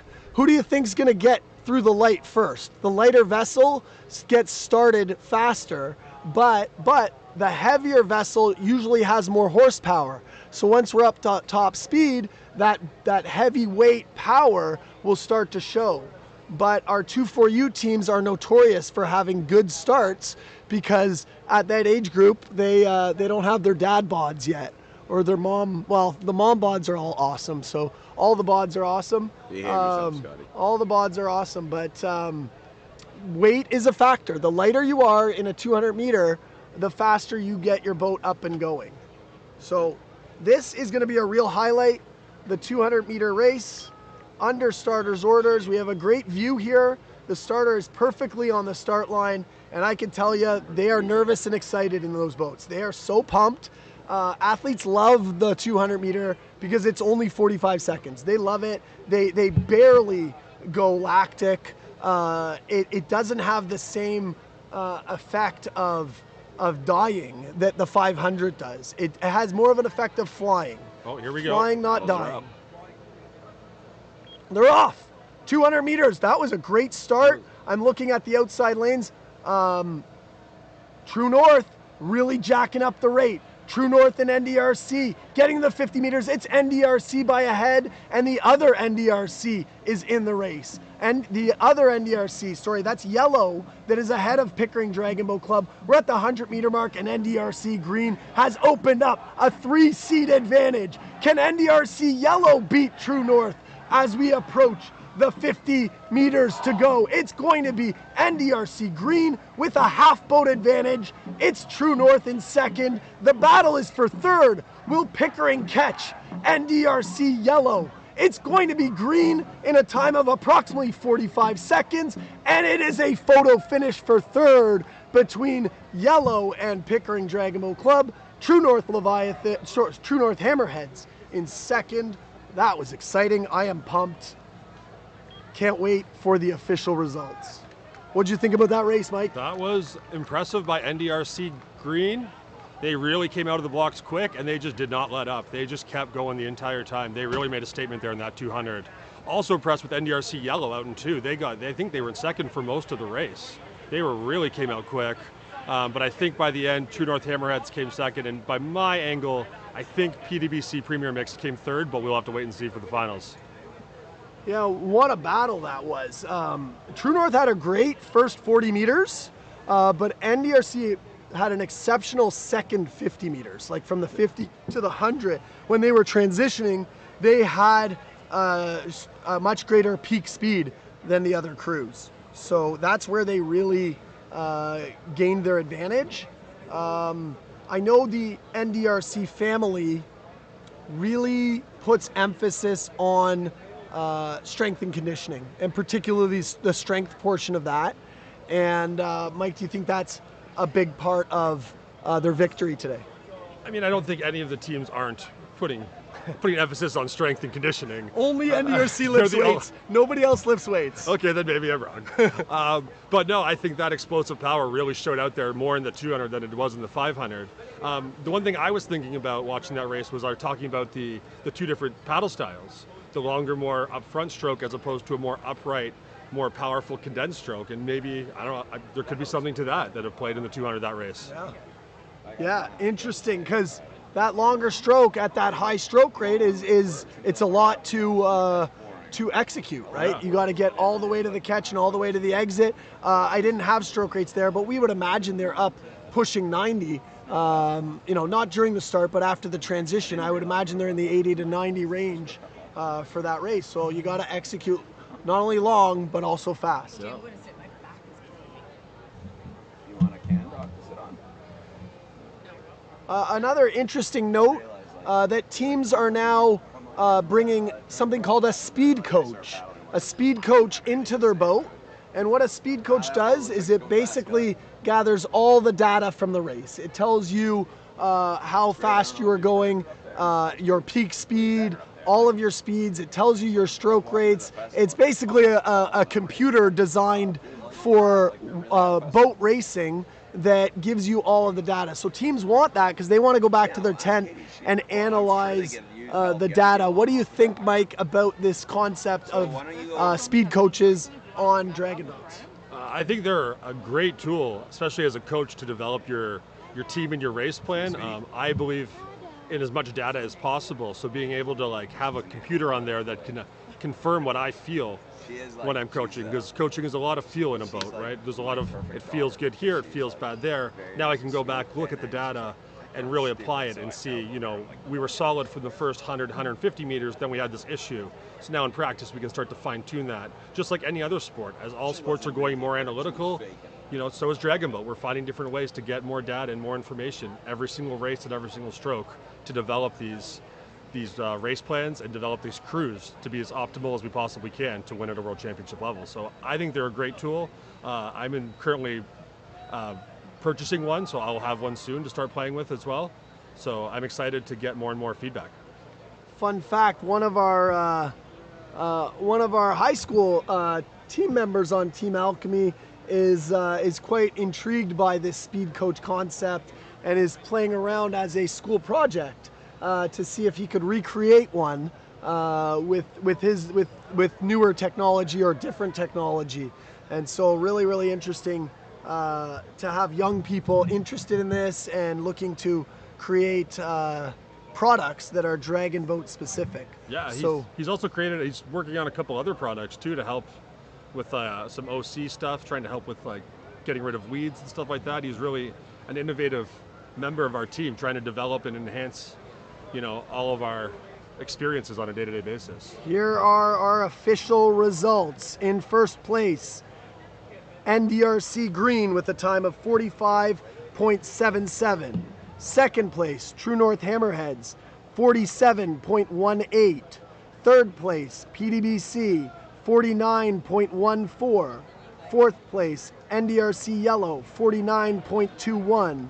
Fifth place, Holy Macro, 50.65. So very interesting that NDRC had almost a second and a half in that race, whereas in the 500 they only had 0.4. Yeah, that is. It was a bit surprising. Like I said, I thought it was going to be closer than 0.4, but I guess I was mistaken in that one. I want to give kudos to PDBC there for squeaking out third. They were definitely in fourth coming to the last 50 meters. They really had a solid finish to kind of get that third place locked up for them. So good for them on that race. Huge battle. That was the battle of the race, was between lanes 2 and 3, and PDBC got ahead of NDRC with maybe 5 meters left in the race. Maybe. So they led for 5 meters. NDRC led for 195. And that's all that counts, what happens at the finish line. Nobody cares about your first 195 meters. They only care what happens at the finish line. That is true. Now, just some controversies that could happen. If a team were to say that you rode my wash, what does that mean, Mike? The term rode my wash means that for the team that's ahead in any part of the race, there's a bow wave coming off of your boat. And it kind of makes like a wave. Think about surfing. So if you are in the lane beside, if you get close enough, you can kind of pop your boat up on that wave and kind of surf it like you would if you were surfing on a surfboard. And that generally picks up the speed. It picks up the speed a little bit, and that helps you kind of continue on. So if the team in front of you is trying to break away and you can hop up on that wave, you can kind of stay with them and gain a little bit of speed, semi-fairly, semi-unfairly, depending on who you ask. Usually the team in first says it's cheating and the team in second says it's not cheating. But Jeff, do you have some thoughts on that? I was going to say, now Mike, why isn't that just good gamesmanship, right? Like in Rubbin's racing as far as I'm concerned. 5 minutes and then I got to go. I agree. I think it's fair, but some people think it's unfair and they want to have sort of a time trial style just to see who the best team is all the time, and we go from there. Speaking of wash riding, here's Scott Medill, folks. Scott Medill taught me everything I know about. I might have been wash riding in that last race. How you doing, guys? I'm not going to try to scream into the mic like I did yesterday. I wish someone had told me you can step back from the mic for a little bit. Wash riding, washed up, it doesn't matter. I call Mr. Medill, but there's nobody who's had a greater impact on youth development and the growth of our sport than this person, Scott Medill. He's so passionate about it that he has started a passion project, a vanity project, to give back to the sport called Every Kid Can Paddle. So tell us about it. So yeah, Every Kid Can Paddle was in response to the school board's deciding that Dragon Boat wasn't going to be part. We tried a community team for a while, but it just gets tricky. Want to sort of get a program together that gets kids out into boats that they can add water and mix. So Dragon Boat, we're going to try pleasure canoe, marathon canoe, stand-up paddleboard. It's really a paddle sports club, but the gateway drug, of course, is Dragon Boat, and we're happy to be here. It's a fabulous event. Awesome. So just tell us about your own personal feelings right now. Like, you've been training with the kids for a month, right? It's a big journey just to get here. Now that it's culminating, now that you're in the boat, now that you're seeing kids have their first Dragon Boat experience, how's that making you feel? Well, yeah, after having done this for I just met with the parents, and I found myself getting a little verklempt. I said it to them. Initially, I thought the university kids who are helping me with the junior program were going to be the ones who did the small boats. But the kids I'm coaching right now are some of the most respectful, nicest kids I've ever coached in my life. And so I started to get a little worked up, but I really meant it sincerely. So now we're trying to design other programs for them, like taking them out to teach the university kids how to steer. They're having an incredible time. There are a lot of kids who say this is their first sport, but they're doing extremely well, and it's just nice to see everyone out enjoying this amazing event.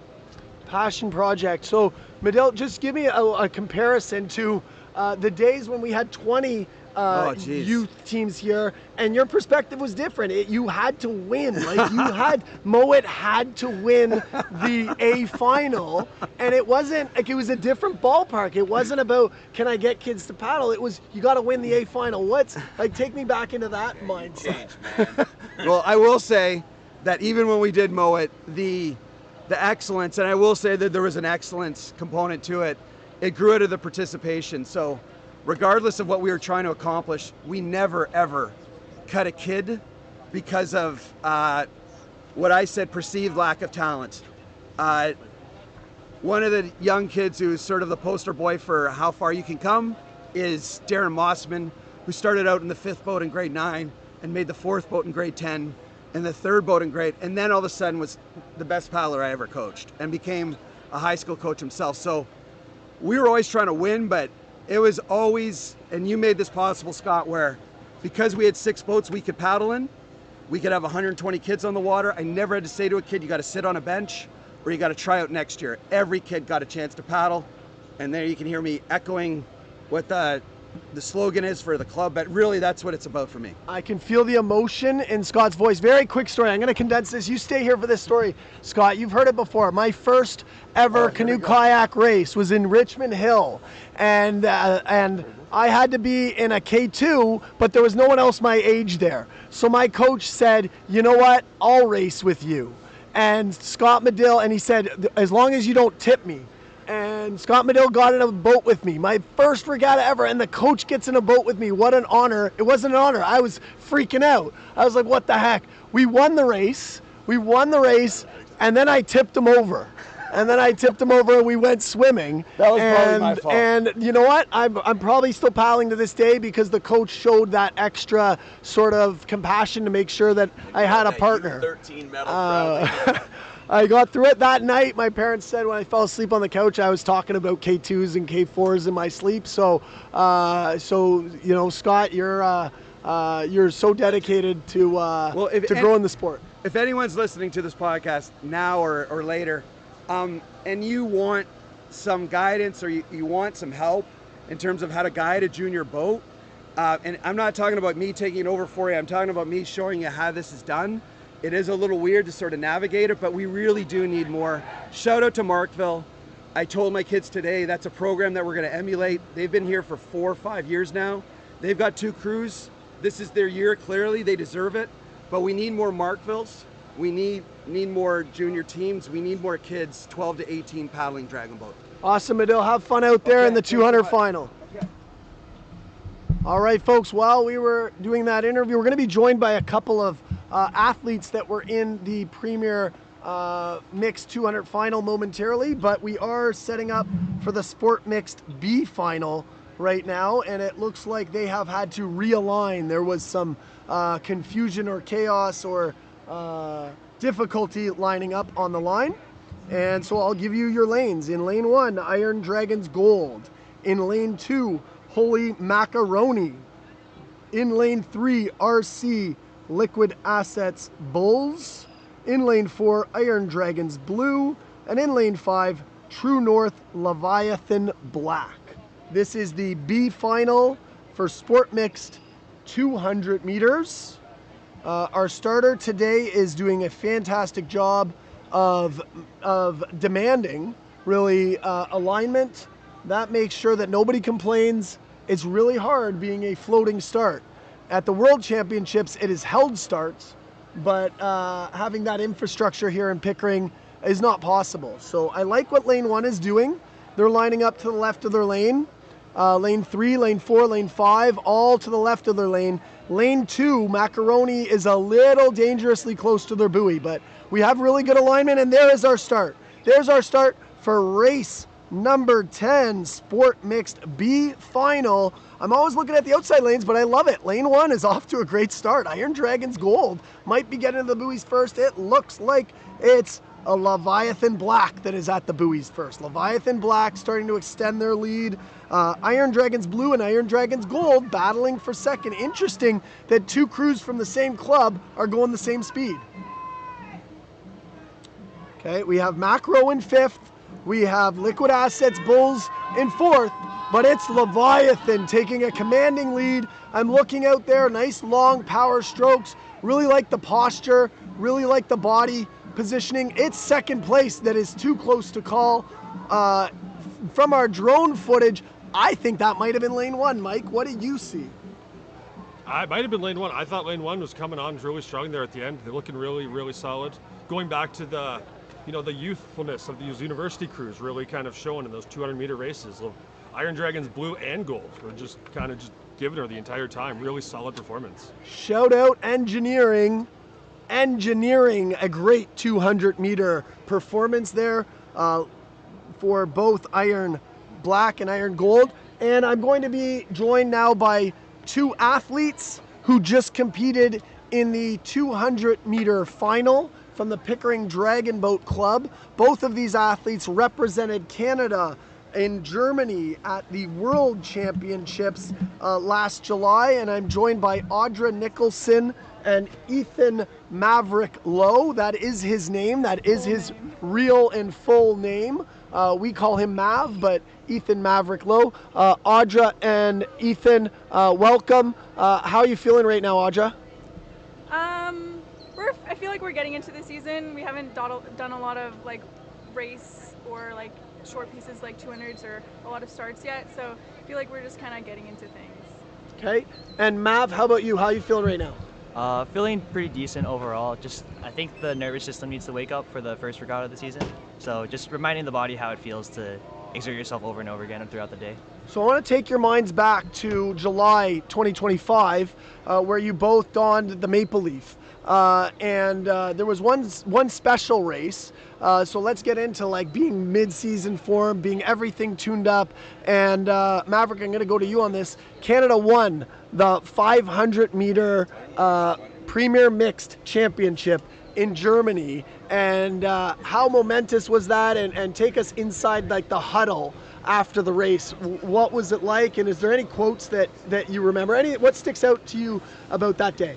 I think one of the biggest things that stuck out to me for that race was just instead of typically when you think of a grand moment, something you think about is the team's done together, maybe there's a grand speech and then you get on the water and you perform and then there's this grand debrief after. I felt like it was the opposite for that experience. Yes, we did a briefing and the coach gave us a chat, but I feel like he didn't say anything too special, and then for some reason all of us just locked in at the same time, and even during the race there were maybe 3 calls that I heard, and just for some reason everything went flawlessly, and even as a debrief we're just I don't think any of us could have done anything better. As a coach, I think achieving self-direction is the nirvana of coaching, right? If you can get your athletes so ready that you're there as a partner, not as a leader, that really represents the athletes culminating to their greatest moment, and that's what happened for Team Canada. Congratulations on that. Now, Audra, I'm going to ask you a different question. You are a paddler for all boats, right? You are here at a Dragon Boat Festival, but you just are a lover of paddling. So just tell us about how you like to paddle. I like to paddle for long periods of time, mostly. Last weekend I actually just did the General Clinton in New York. It was a 101-kilometer race. It took me just under 9 hours with my partner. A lot of ups and downs. It was a pretty tough race, kind of cold conditions. But I think just like being out there for more than a couple minutes at a time, just getting into the swing of things, is when you really start to feel like this huge love for the sport and so much gratefulness. So you paddled 101 kilometers last Saturday, and you just did 200 meters right now. Take me into the 200 meters. Like what did that feel like inside your body, that 200 meter race? Honestly, a lot different. Like you could think of like a 100-meter race being way harder than a 200 meter, but a 200 meter is a lot of grit, a lot of power all at once. And because you have so little time, everything matters. In a 100-kilometer race, if you have a couple mistakes, you can probably gain it back eventually. But a 200 meter, it's all in the start, all in the what, 45 seconds you have. Yeah. So Mav, a 200-meter race in dragon boat, for someone who might be listening to this who isn't a dragon boater, we have lots of parents here. You know, I'll throw an analogy, but I'm sure you can as well. Like, would a 400-meter run once around a track be a good analogy, or can you put it into your own words what that might be like? Yeah, well said, Scott. I think 400 meters is a good analogy. Basically, think about if you were to exert 100% of your effort for as long as you could, it's just longer than you're able to do that for. So it's really painful by the end, but it feels really rewarding when you cross the line because you're like, thank God I'm done. Yes, the 200 meter is interesting because your body can't sustain that 45 seconds. At the 30-second mark, it's looking for energy. I'm going to turn my attention to the racing. We have ODBC Barracudas with the lead in lane 4, and we have Tribal Maui in lane 5.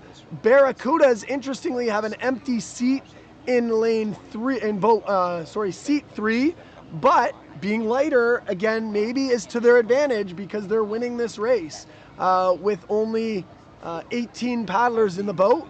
Tribal is starting to move though, because Tribal has the horsepower. When you got 20 paddlers, even though you're heavier, you start to move faster in the middle of the race. We got a photo finish coming, folks, and it is going to be ODBC Barracudas with 18 in the boat that got there just in time, but Tribal Maui was coming hard at the end. Going back to Mav and Audra, for our youth paddlers here. We have youth paddlers here. What type of inspirational messages could you share with them? Not even inspirational, just about staying involved in paddling. I mean, I started paddling when I was 12, so I've been there, and I didn't expect to be paddling probably this long, and I just kind of stuck with it and formed a huge group of friends just through the sport, and the community is amazing. So if you can stick it out, I would say you do it. Awesome. And this is just me and you talking. No one else is listening, but you're going to keep dragon boating for years to come, right? Yeah, definitely. I didn't put her on the spot there at all. And Mav, you're now not only an athlete in dragon boat, but you're also a coach. So do you find that enhances your paddling? I think so, because I think about the things that I tell my athletes, and I think to myself while I'm saying them, like, do I even do that? So it helps to like look myself in the mirror and be like, am I practicing what I preach? Yeah. And is video review your favorite or unfavorite part of your training program? You mean giving video review or getting video review? Getting. Okay, getting video review. It's an ego check for sure.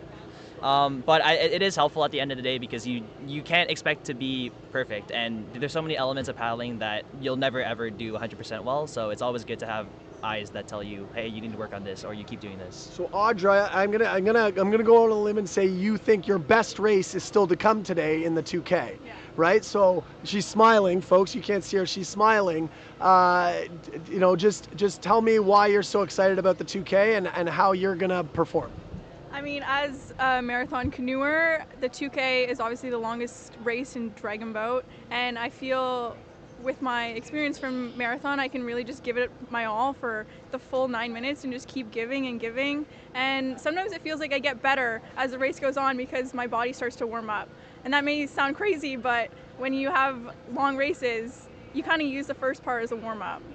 Amazing. I'll let you two go in a moment, but just stick around for one last thing. I think in our sport of dragon boat, you just did a 45-second race. You just did a 2-minute race. You're about to go into an 8 or 9-minute race. There's really nothing like this in sports. I did track and field, and nobody was asked to run the 100 meters and the steeplechase and a 1,500 meter in between. It is so unique as a dragon boat paddler to prepare for all of that. So kudos to you guys and kudos to everybody that's doing it today. It's a really tall task to be great at sprinting and great at endurance and everything in between. So we wish you luck. Thank you for sharing a few moments with us today.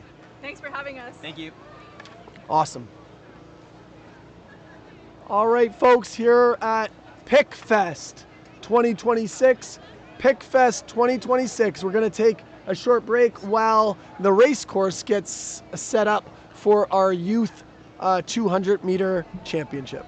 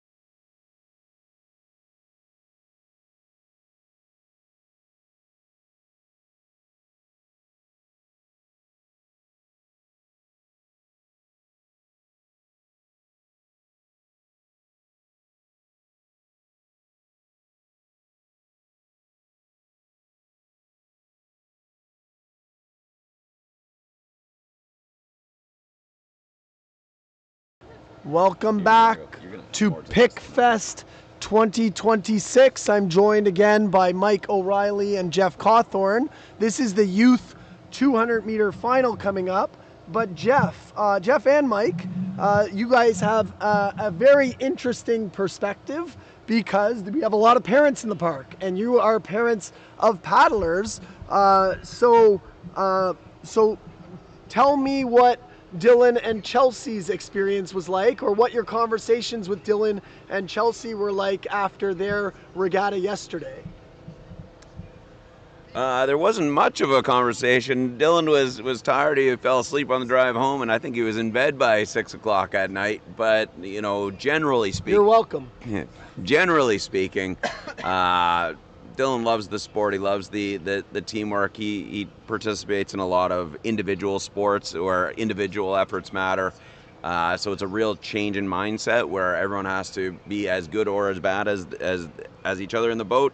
And he loves sort of being able to dig in with a team and go. So it's a total team effort, and it's something that's very unique to this sport.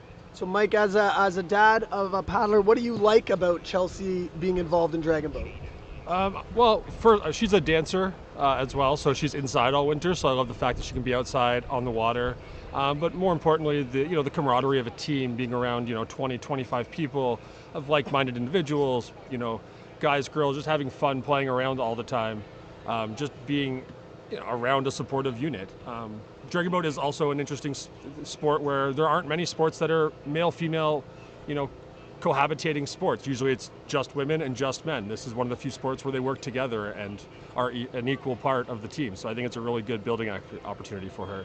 How long until Dylan and Chelsea go to the World Championships? 3 years maybe. All right, over/under set on 3 years for Chelsea. How about Dylan? Yeah, Chelsea's got a little bit of an advantage on Dylan. I think Dylan's going to be maybe going as Chelsea's +1. And here we are into the championship race, 200 meters, youth mixed final. We have a great start by Every Kid Can Paddle. Every Kid Can Paddle, a great start, pushing our favorite, Markville, as much as they can. Markville starting to pull away, but Every Kid Can Paddle having their best race of the day. They must have had a great debrief from their 500, and they've come out really swinging here. It is Markville with the lead in lane 5. Markville's got a 2-seat advantage. Every Kid Can Paddle in lane 4 with their best race of the day, and Markville in lane 3, helmed by Rolla, is a half a boat behind. Really impressive here. Every Kid Can Paddle has found another gear. They have found another gear. That is a win by a dragon head in about a time of 1 minute for Markville. But Every Kid Can Paddle with their best race of the day. That was our closest finish in the youth mixed division. I am extremely excited. Way to go, Markville. Way to go, Every Kid Can Paddle. That was our closest race of the day for our youth division. Approximately 1 minute. We'll wait for the official times. Approximately one minute. What did you guys think about that race? I think that was a great race by Every Kid Can Paddle. They've really started to come on a little bit. They were much cleaner than the first race. They had some, timing issues the first race. That was much better, and it really showed in the result there. Did we learn that kids have a better 1 minute attention span than 2.5 minutes? I think that's 100% accurate, but I don't know if that's a Dragon Boat related thing or just a general thing. Yeah, I'll second that. I think that you could see when they were dialed in and going together versus when they started to fall apart a little bit as a unit. That's something that'll just come together with time and getting more used to the flow of the boat. It's a good look for the future of the sport. Yeah, that was a great race. I love seeing these youth teams improve as the day goes on. I love seeing their development. They're here for 1 day. That was their last race of the event. Our youth division does not do a 2K at this time. They do a 500 heat, a 500 final, and a 200 final. So make sure we really celebrate these athletes as they get off the boat. Give them a huge round of applause because according to Jeff, they may be asleep on the ride home. and very, very impressive display. Now, guys, take me inside the dragon boat. A lot of parents are here that have not paddled. One of the big questions we get is, will I get wet? Will I get soaking wet? What's it like inside the boat, Mike? Yeah, well, you definitely will get wet. Whether it's the wind kind of hitting waves at you or just the splash of the water beads coming off the paddle in front of you, there's always water splashing about, so you're always going to get wet. But it's an intense feeling. There's a lot of, you're working as hard as you can in close quarters with all these people around you trying to win. So there's a lot of intensity, there's a lot of adrenaline going. You kind of black out a little bit. You don't really know what's happening, and then all of a sudden the race is over. So, is there something that unique to Dragon Boat that Dylan has mentioned to you, Jeff? Obviously, he plays other sports, including hockey, but what has stuck out to him about Dragon Boat? And is it that idea of having to bring a change of clothes, or is it something else? I mean, it's really truly like nothing he's done before. So everything's unique to the sport. I do have a crude joke, but I'll wait for the camera, the recording to be off before I say it. But ultimately, I'm shocked knowing you. I'm shocked. Ultimately, he likes it because it is so different. There is you do have change of clothes. You do have to go out. One of the things that really he's come to embrace, that's a policy of the PDBC clubs, is we never cancel practice. And as somebody who doesn't cancel practice in our life, I think it's something that will carry forward with him. So rain or shine, wind, doesn't matter. We're going out there. Fun fact, my son Jag has been positioned in seat 1, and when we have a north wind here in Frenchman's Bay, seat 1 gets absolutely soaked. The waves come over the bow of the boat, and seat 1 and 2, seat 1 especially, gets absolutely soaked, but seats 7, 8, 9, 10 are still dry. So our son Jag has come home from a couple practices absolutely drenched. It really depends on the conditions, but welcome to our sport, right? It all, the good comes with the bad, and nobody's getting drenched out there. We have, again, beautiful conditions here for PickFest 2026. Our youth champions are Markville, and the kids put on a fantastic display. We're going to take a short break here, and crews are going to load for the most exciting race in Dragon Boat. The 2K Sport Mixed A final is next.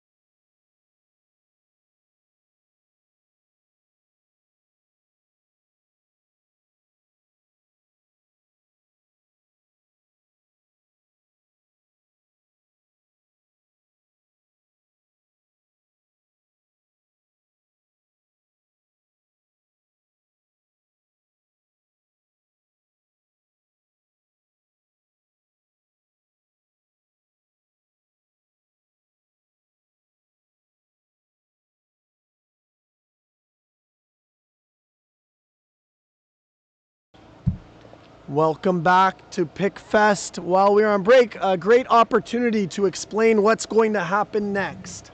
I'm going to talk a little bit about a feature race. Next is our Premier Mixed 2K final. So the 10 fastest boats of the day will all load boats, will all go out onto the race course, and they will all do 2 laps of the race course. 2,000 meters. It is NASCAR style, left turns only. They start here at the finish line. They go southbound, they turn left. They go northbound, they turn left. They go southbound, they turn left. And they do one final length northbound to finish it up. And here is our starting order. Lane 1, Holy Macaroni. Lane 2, RC Liquid Assets Bulls. Lane 3, Iron Dragons Blue.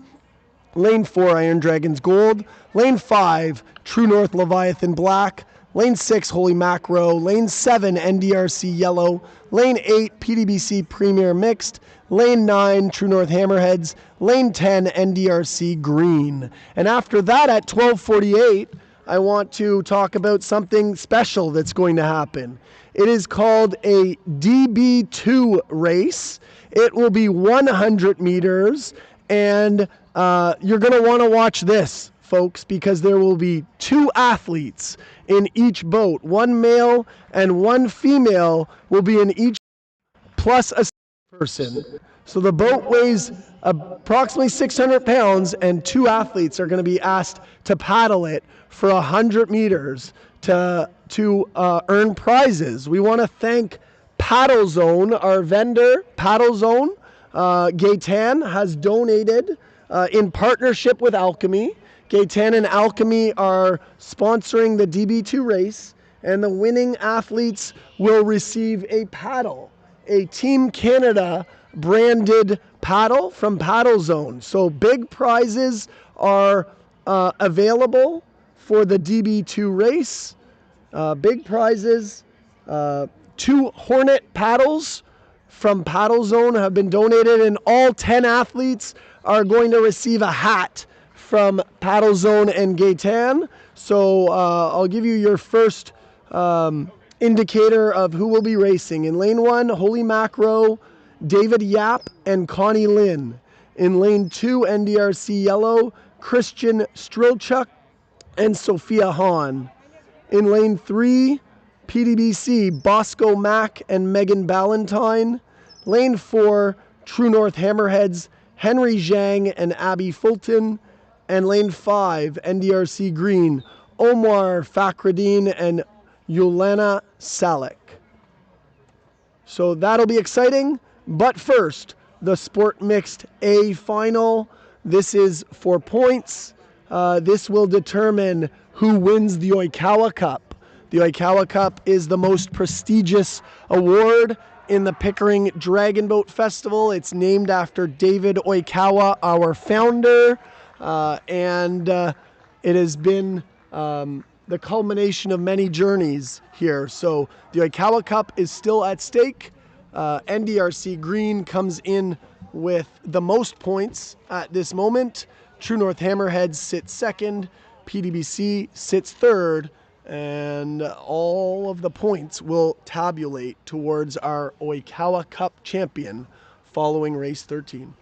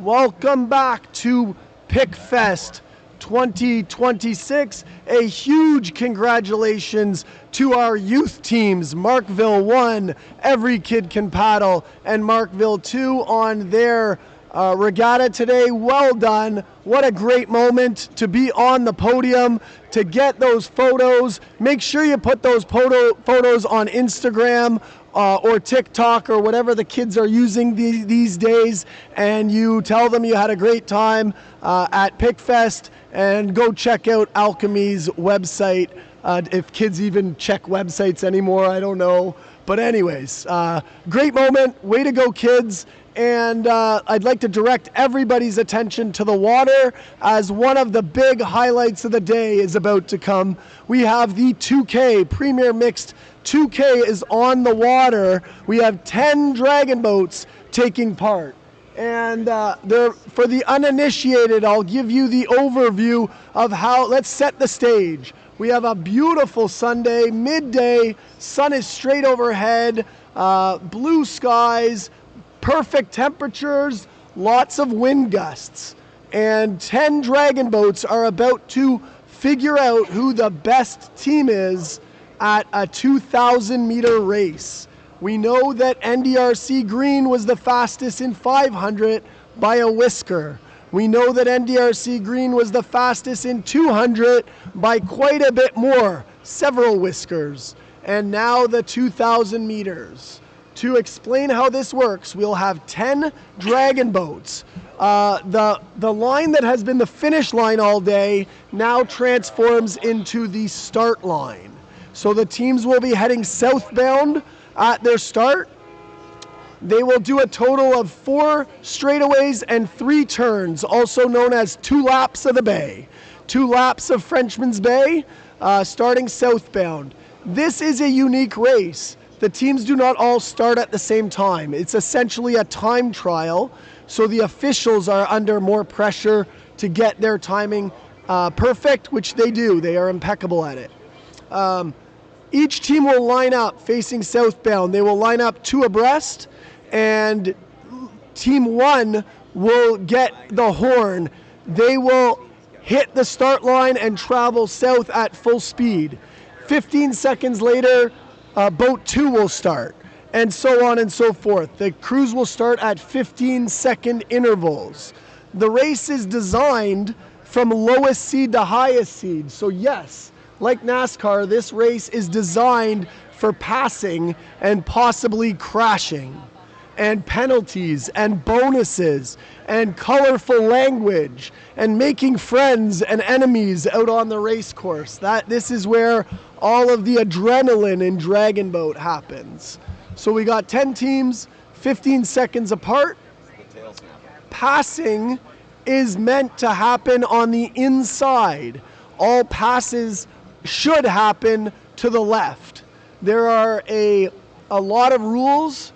That's why all of the captains attended the captains meeting, so that the teams understand who has right of way going into a turn. Another way to describe the 2K is as the steersperson's race. We had Nicola in here earlier talking about trying to be efficient and really not creating drag in the 200, whereas he will become a lead character now. He will be the protagonist of the 2K, where the steersperson getting close to buoys on the turn and taking the narrowest path possible makes your crew faster. The challenge here at Pickering is that all of the fastest teams have excellent steerspeople. So it's going to be exciting. The teams have been on the course. They've had an opportunity to trial the north turn and get their bearings. Every race course is slightly different into what the arc of the turn is. So as a steersperson, you really like to get a feel for it before the race. And now they'll be under starters' orders. I'll also explain what a running start is. A running start only happens in a 2K. So the teams will be, you can see where our red starter boat is. It's featuring Rachel in her yellow Alchemy hoodie. And that start line is going to be between 25 and 50 meters back from the finish line. When the crew hears the word start, or hears the horn, they will go full blast. But their time does not begin until they cross the start and finish line. So even though it's a 15-minute gap, 15-second gap, 15 minutes would be a long race, but a 15-second gap, crews may hit the start line 14 seconds apart or 16 seconds apart, depending on how aggressively they pursue the first part of the race. Something to look for in this race, the top 5 teams, there's very narrow gaps in their 500-meter time.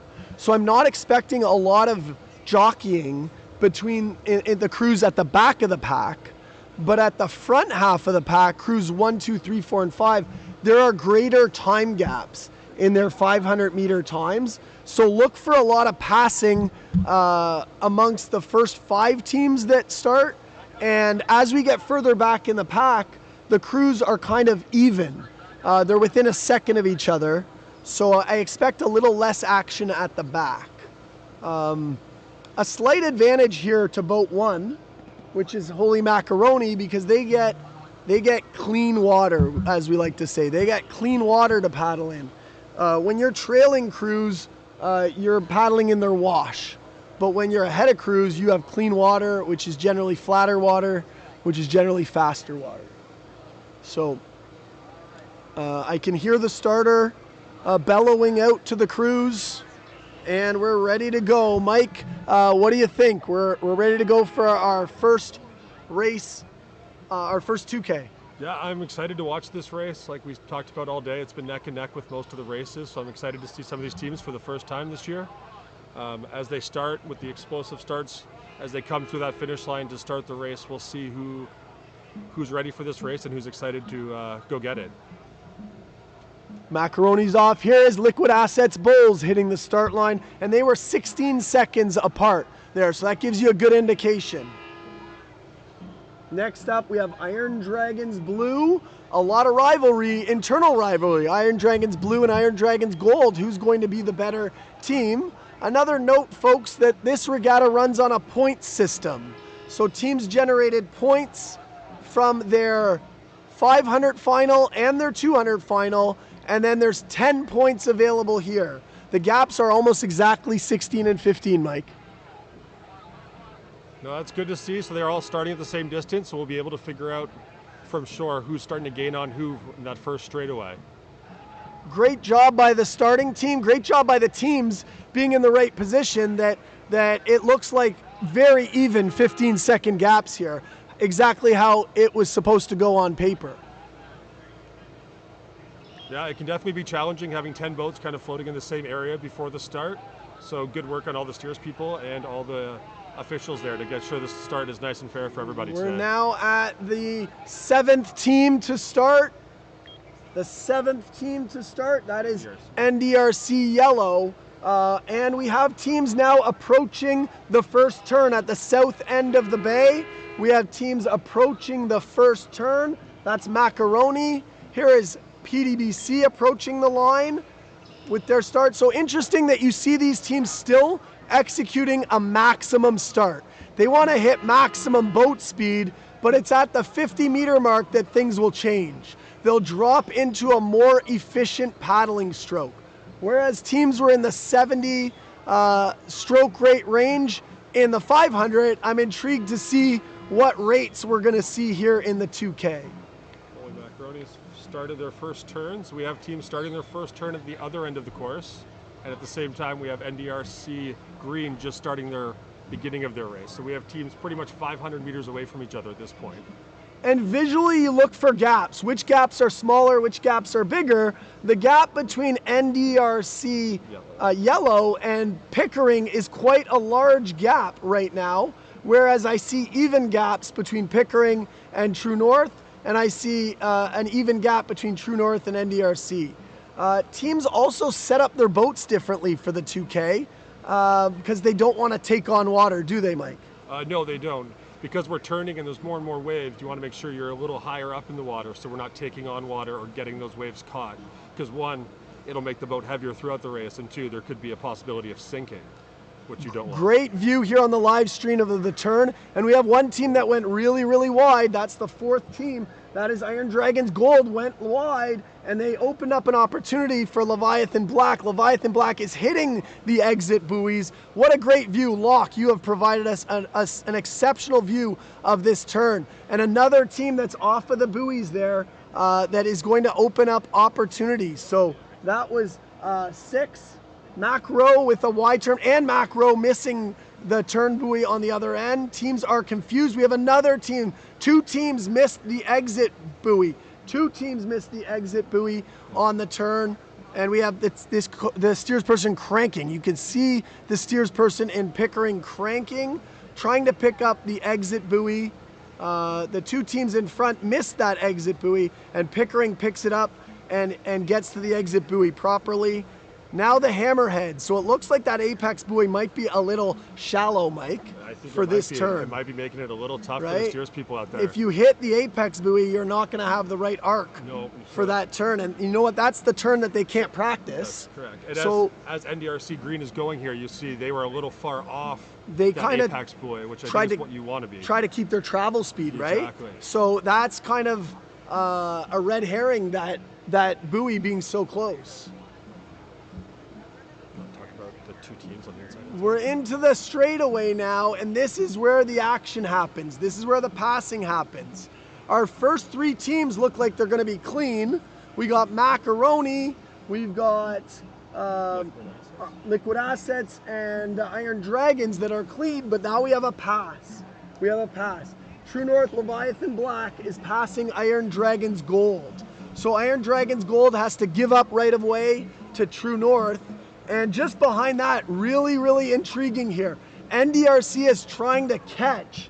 They're trying to catch Holy Macro. If they don't catch them, they do not have right of way. So Holy Macro, even though they're being caught, Holy Macro has right of way for this turn. What do you do now if you're NDRC, Mike? Well, if you're NDRC, unfortunately, you have to start to slow down. You don't want to slow down, and it looks like they're trying to be a little bit aggressive here through the drone footage, but they cannot take the inside line on Holy Macro. Macro has right of way, and NDRC is, in my opinion, pushing their way in there. It'll be interesting to see how the officials view this. To my view, this is NDRC that is in the wrong. In my view, it would be NDRC that's in the wrong. I am not an official. I'll leave it to the officials, but it seemed from my eyes that Macro had right of way, and NDRC just went in and took it from them. Oh, and we may have a possible collision. NDRC going wide out. We have a collision. NDRC and Macro have collided. NDRC went in like a bull and came out like a bull. Like a bull. In a china shop. If we look back a little bit, it also does look like True North is starting to close that gap on PDBC. Oh yeah, True North is right behind PDBC. This next straightaway is going to be interesting. Strategically, if True North can get past PDBC, they'll have a bit of cleaner water in theory. So they're going to want to try and go as hard as they can to get past them as fast as they can. This is advantage NDRC Green, because True North has been caught in PDBC's wash. They have a much tougher paddle on this straightaway. You can even see the splashing of the water under their boat number, whereas NDRC has less splashing. They just have cleaner water to paddle in. Yeah, and that's the benefit you get when you win the 500 and the 200. You get to be at the back, and you can kind of set up your race plan for that. There you go. This is a tough spot for Hammerheads. It's going to be interesting because PDBC, even though NDRC Yellow has obviously opened up the gap, NDRC Yellow is also attempting to get the most penalties ever in a 2K. They're trying to break the Matt Smith record of 60 seconds of penalties. So I'm quite interested to see if we have a new dragon boat record here. It will be interesting to see. We have another pass going on up at the far end. If you are by the TV and see the drone footage, there is another, I can't see what number that boat is, but they got the inside on this very narrow turn. Oh yeah, teams are going really way wide. Teams may be confused down at the bottom. They're not picking up the apex buoy. Yeah, and that's NDRC catching another team, it looks like. I believe that's NDRC, Yellow. on the inside of another team there as they come into the 2K. Teams are really struggling with the arc down at the south turn, turns 1 and 3. But here we have a team that's doing it well. That's NDRC. And it's yellow. Yellow, but we'll see how they come out of Macro. this turn. Yeah, it's tough when you take it so tight. They missed it again. They missed the exit buoy both times. And- NDRC yellow. They're going to break the record, There might be another Macro crash right here. Macro Nope, cut missed it inside. again. They missed the buoy. NDRC yellow. I'm not an official, but I could see. Oh, and PDBC has been caught by True And North. passed, yeah. They've So been now- caught and passed. This is now good N- news for True North It because they're is. going to have cleaner water. NDRC will now kind of get stuck in that water of PDBC's a bit, so they might be able to pull away a little bit here in the last Yes. straightaway. Good exit there by Jordan with PDBC. Good exit turn and getting on the inside. If they could get on True North's wash, that would be excellent. But I think True North's a little too far ahead I think for that. True North has pulled away from that option. Yeah. And I think True North has actually Oh, we had pulled another away. collision in the middle of the race. Another collision. That is the dark. Is that Leviathan could that be has Leviathan. hit someone? I think Leviathan's further up. I think that was the Iron Dragons, Mike. That could be possible. That could be Iron That Dragons. was a big collision. You don't usually see collisions on straightaways. No. But as we said, 2Ks, anything can happen. This has had. Now I'm sure Bernadette is not enjoying how much decision making No, she's and going to now have. looking after up the this. course, because of that collision, True North and PDBC are now stuck behind all that chaos in water. Yeah. And here we see Macro had a nice clean run. Yeah, Oh, that's not that Macro. isn't Macro, Macro's that's- been passed. That's Liquid Assets. So Liquid Assets, I have them at a time of 9:30. Unofficially, of course. Unofficially, of course. Leviathan, that's boat 5. Good race for them coming in second. Yeah, I Started got fifth. them sub 9 minutes. Sub 9 minutes for Leviathan Black, according to my very, very, very unofficial timing. And we have a Holy Macro finish, and that looks like one of the Iron Dragons teams. NDRC had a great race. You know, I have them lively well race. under 9 minutes, but the penalties might disrupt that. There's And True here at the North back on of the the pack, outside. everybody at the back of the pack, coming through the finish line. Man, that's 5 teams all together. NDRC green with the bright hats, the orange and the green hats. I can calculate their time fairly well. Just eyeballing with no information, my guess would be NDRC 1, True North 2 by probably 3 to 4 seconds would be my guess. Yeah, I have NDRC in a time of sub 9:10. I am very unofficial. I Yes. trust our officials way more than I trust my hand timing. As would I. But a sub 9:10 time is very That's a good. fast. That's That's a very fast time. good time. The wind has picked up a bit, but I mean, for every headwind you get a tailwind. So. Yeah, that had it all, Mike. Yeah, that was an action-packed. That was an action-packed race. That had it all. We didn't think we would see as much as we did. Yeah, something that we may think about if I'm looking at the finish line. The entry buoy is orange and the apex buoy is orange, but the exit buoy is yellow. It's like a cluster of buoys. So yeah, there may have been, as steers people, they may have had some confusion about what is the entry buoy and what is the exit buoy. And especially with that apex buoy being as tight as it was hard to make that second half of that turn. It's tough if you don't know that you're coming in so tight. It's hard to go wide. So yeah, it'll be interesting to see what the officials saw, because obviously we are on shore and the officials are right there in the corners. The other thing is the officials are going to take some time, folks. Don't expect the official results to come out in the next 5 minutes. This will take a lot of time to unpack, and the officials are going to have to talk. Mike, you know what we didn't have on our bingo card? A blistering south wind. Yeah, that just came out of nowhere, it seems like. There's Just a fun fact for everyone. Mike and I have the same weather app. Me too. We put our phones beside each other this morning, and we clicked on 9 a.m. and there was different weather forecasts on Mike's phone and my phone. And we were off by about 7 or 8 kilometers an hour in the wind. And to be clear, the weather that is now was not either of our app. So this is a third option that was not provided. There was no south wind in the weather app today. Not for us. So this is what the fans want to hear. They want to hear about us looking at our weather This apps. is Dragon Boat in the weeds. To say the same thing, boys. We're already on to the weather. We got races to call. This is it. This is what Not the now. fans want. Why don't we talk about parking next? Because some of this Well, is atrocious. the This is gonna be parking hard.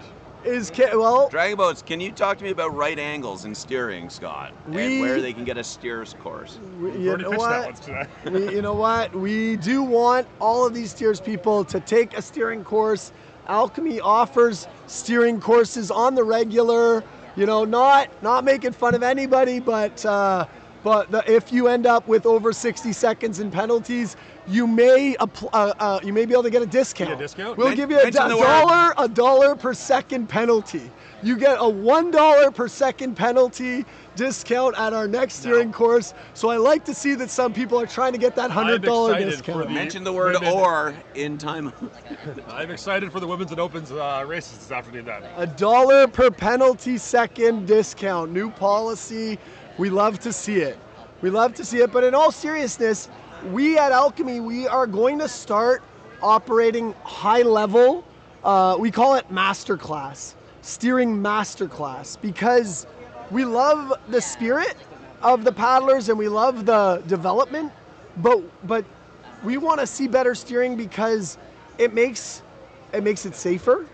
It makes your team who's putting in all the work, you know, have the best turns, the best arcs. You know, why else? Like, what do we think about this? Well, spades aren't cheap. I mean, I think in the history, not that steering has been overlooked, but you know, as a coach, you focus on the 20 people making the boat go fast, and sometimes, you know, if you have someone new, especially in some of the age categories where you have to have an age-specific or gender-specific steers person, it gets harder and harder to find. Like at PDBC, where myself and Scott coach, we have a lot of senior A, B, C, and now D categories, and that means they're over 50, 60, 70 years old. It's hard to find steers people that are 60, 70 years old. So going to these classes to develop your skills so you can, you know, make the team that's training so hard get the best results, I think is really beneficial. So let's make our predictions. Again, we are not part of the officiating team, but I think NDRC Green won that race. I think they've swept all three distances. I agree. I think my guess was they won by 3 or 4 seconds over True North Hammerheads. Yeah, I think True North Hammerhead's in second. Yeah. My guess is Pickering will hold on to third. I think NDRC Yellow would have come third For sure. if there wasn't the collisions and other things that happened. So we'll see how that shakes out. You're But right. NDRC will definitely go ahead. No, I just think they definitely came third. But once everything gets shaked out, I think PDBC will take third in the long run. And then my guess is Leviathan, True North Leviathan will come fifth because of, again, the penalties to NDRC Green. Yeah. And I'm anticipating a lot of penalties. There were a lot of collisions. There were a lot of missed buoys. Yeah. I think our officials are going to take a long time to unpack what we just saw. Yeah. But the 3 highest ranked teams ran clean. Yes. Right?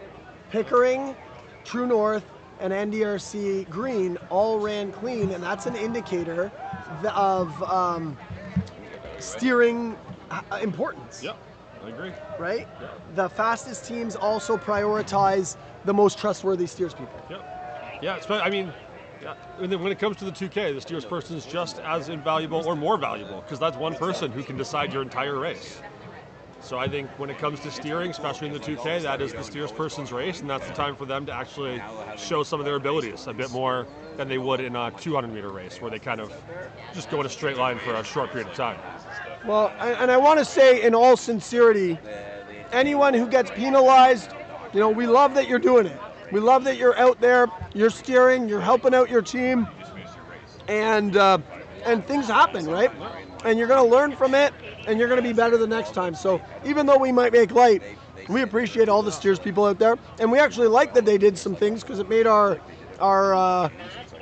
you gave us more entertainment, didn't it? Because otherwise the 2K can be, we've all seen 2Ks that are just teams paddling in circles, and then you kind of hope there's a little more chaos just to make it a bit more exciting. Yes. So I think Dylan's involved. Well, maybe Dylan's back. and we've all made mistakes, so it's not like you know, it's a bad thing that it happened. We've all been out there steering before. I've missed buoys. I've crashed into teams. I've caused all. I know. I don't like to admit it. But I don't believe it, Mike. I know. I don't believe it. I know. So we've all been there. No big deal. We're gonna take a break. All right, folks. So that brings a conclusion to the Premier Mixed Division. The 200, the 500, and the 2K. The points will be tabulated, and in not too long we'll be doing a feature race, DB2 100 meters. We're going from 2,000 meters to 100, the longest race of the day to the shortest race of the day. So I'm sure we'll be marshaling the DB2 athletes any minute now.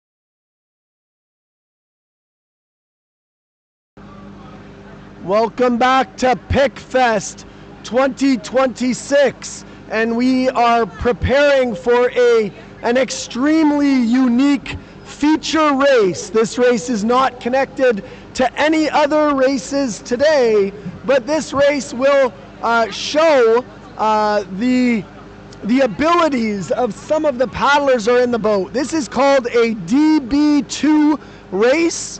There will only be 2 paddlers per boat. There will be 1 male and 1 female paddler in each boat.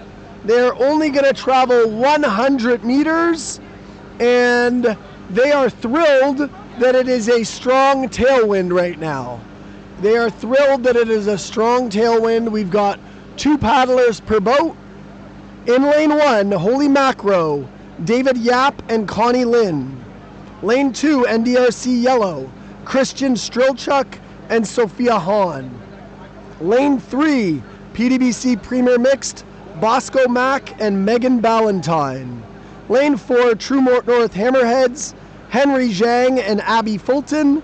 Lane 5, NDRC Green, Omar Fakhreddin and Yulana Salik. Any mispronunciations, I apologize, and I will correct at some point. But this is a DB2. We want to thank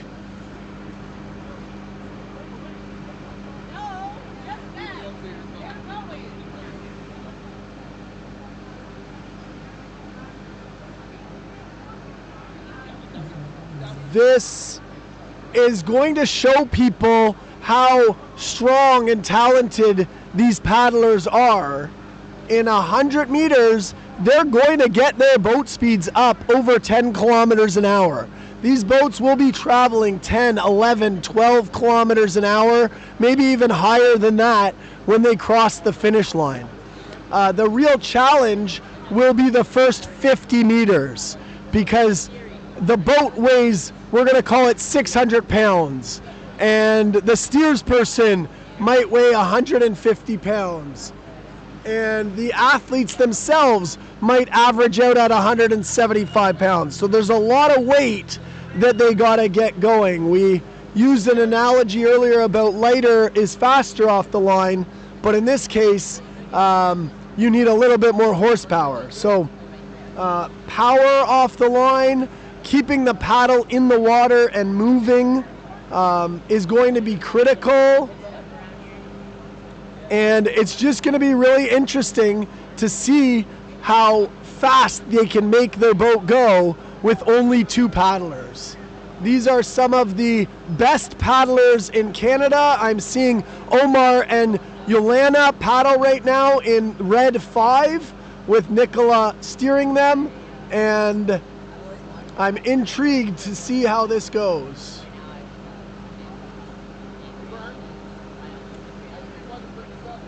This is a feature race. We want to see a lot of support for these paddlers. We know that the open and the women's teams are in the park and in their warm-up process. We want those teams to come down to the shore and cheer on their teammates. We want to see a lot of support for these paddlers. It is a big challenge to be 2 people in a dragon boat. So I'm expecting the biggest crowd roar of the day because each of these paddlers may have 40 teammates on land cheering for them. Just to put a spotlight on some of the athletes, I know Omar and Yolana are 2 of Team Canada's most trusted and valued members. That means that, frankly, they are 2 of the best paddlers in Canada. Same can be said for Bosco Mack and Megan Ballantyne, both members of Team Canada Premier Mixed.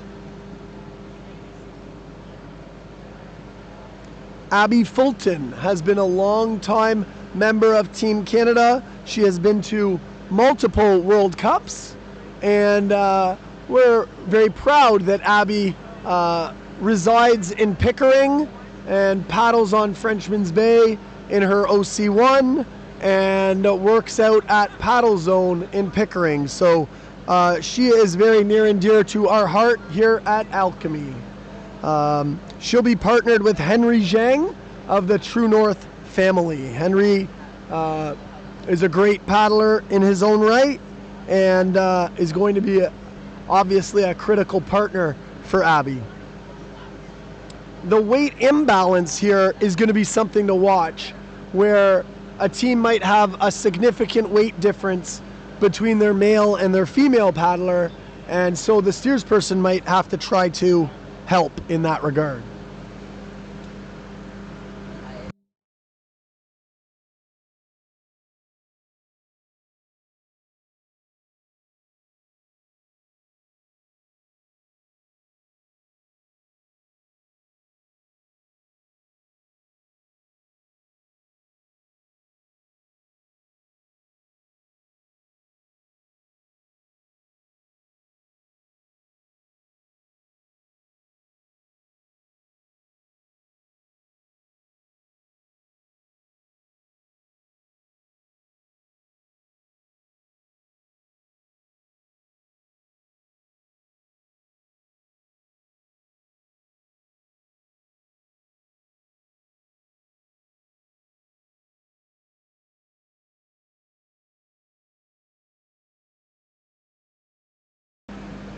All right, clubs, we want to hear you supporting your teammates.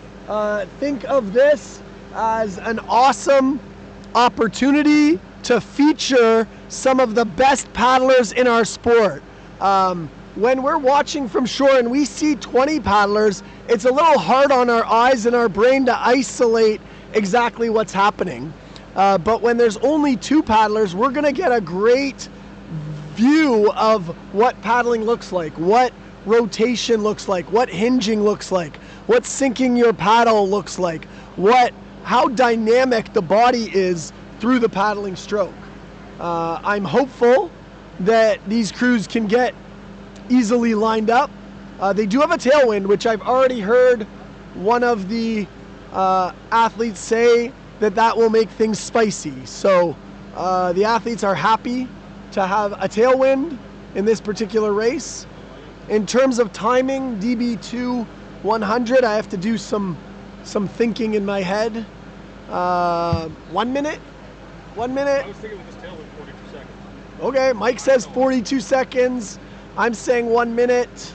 So we'll see. 100 meters. I think it's gonna be a little more than 1 minute. I think I'm gonna take the over. I'm going to take the over on the 1 minute here. No, you know what? But we did 200 meters. No, you know what? I'm switching it. I'm taking the under on the 1 minute. Yeah, I like your 42 seconds now. I like your 42 seconds. All right. David and Connie in 1. Christian and Sophia in 2. Bosco and Megan in 3. Henry and Abby in 4. Omar and Yolana in 5. They are now under starters' orders. Pick your best friend, your best paddler, and get ready. This is a feature race. This is going to show up on Instagram all over the world. The world will be talking about the DB2 race in Pickering here at PickFest 2026. It's a 50-meter race? Whoa. Get on the radio. Get on the radio, Yeah, Mike. I understand, but that's not what we're doing.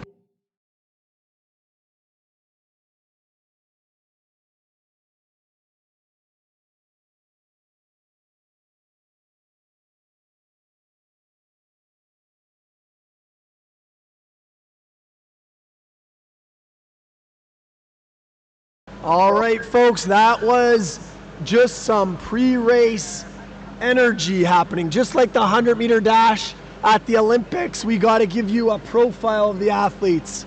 So they came up to the 50-meter mark, but they are circling back to the 100-meter mark. The on-water officials had them positioned at the 50 meters, so they got to circle back to the 100 meters.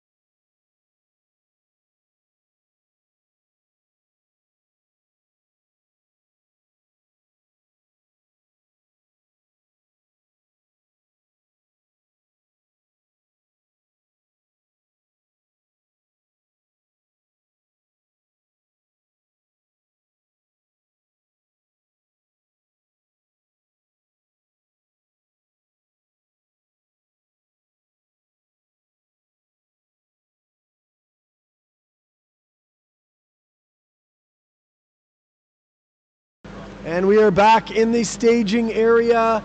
The crews have reoriented. They are going to turn around at the 150. They're going to line up at the 100 meter, and we are going to execute the DB2 race momentarily.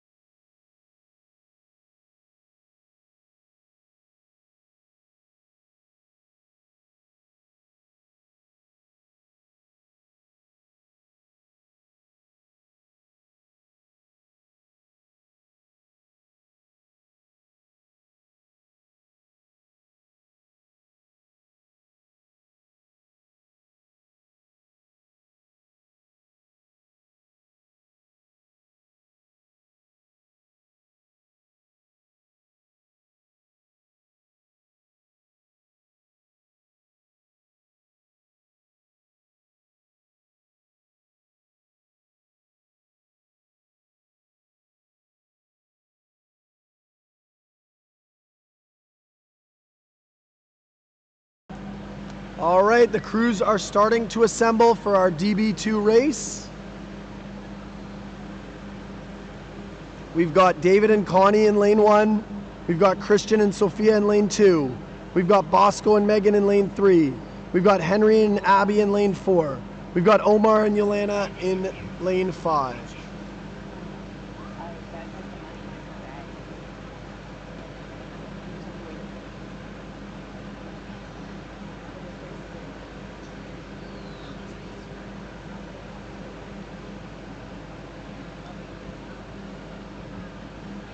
Things that the paddlers are going to be thinking about here, they're definitely going to be thinking about stroke rate off the start. Keeping your paddle in the water, the boat moves, right? When your paddle's not in the water, the boat doesn't move. So they're going to try to get those paddles back in the water as quickly as they can. They're also going to be thinking of traction. They want to feel weight on their blade. This is extremely heavy.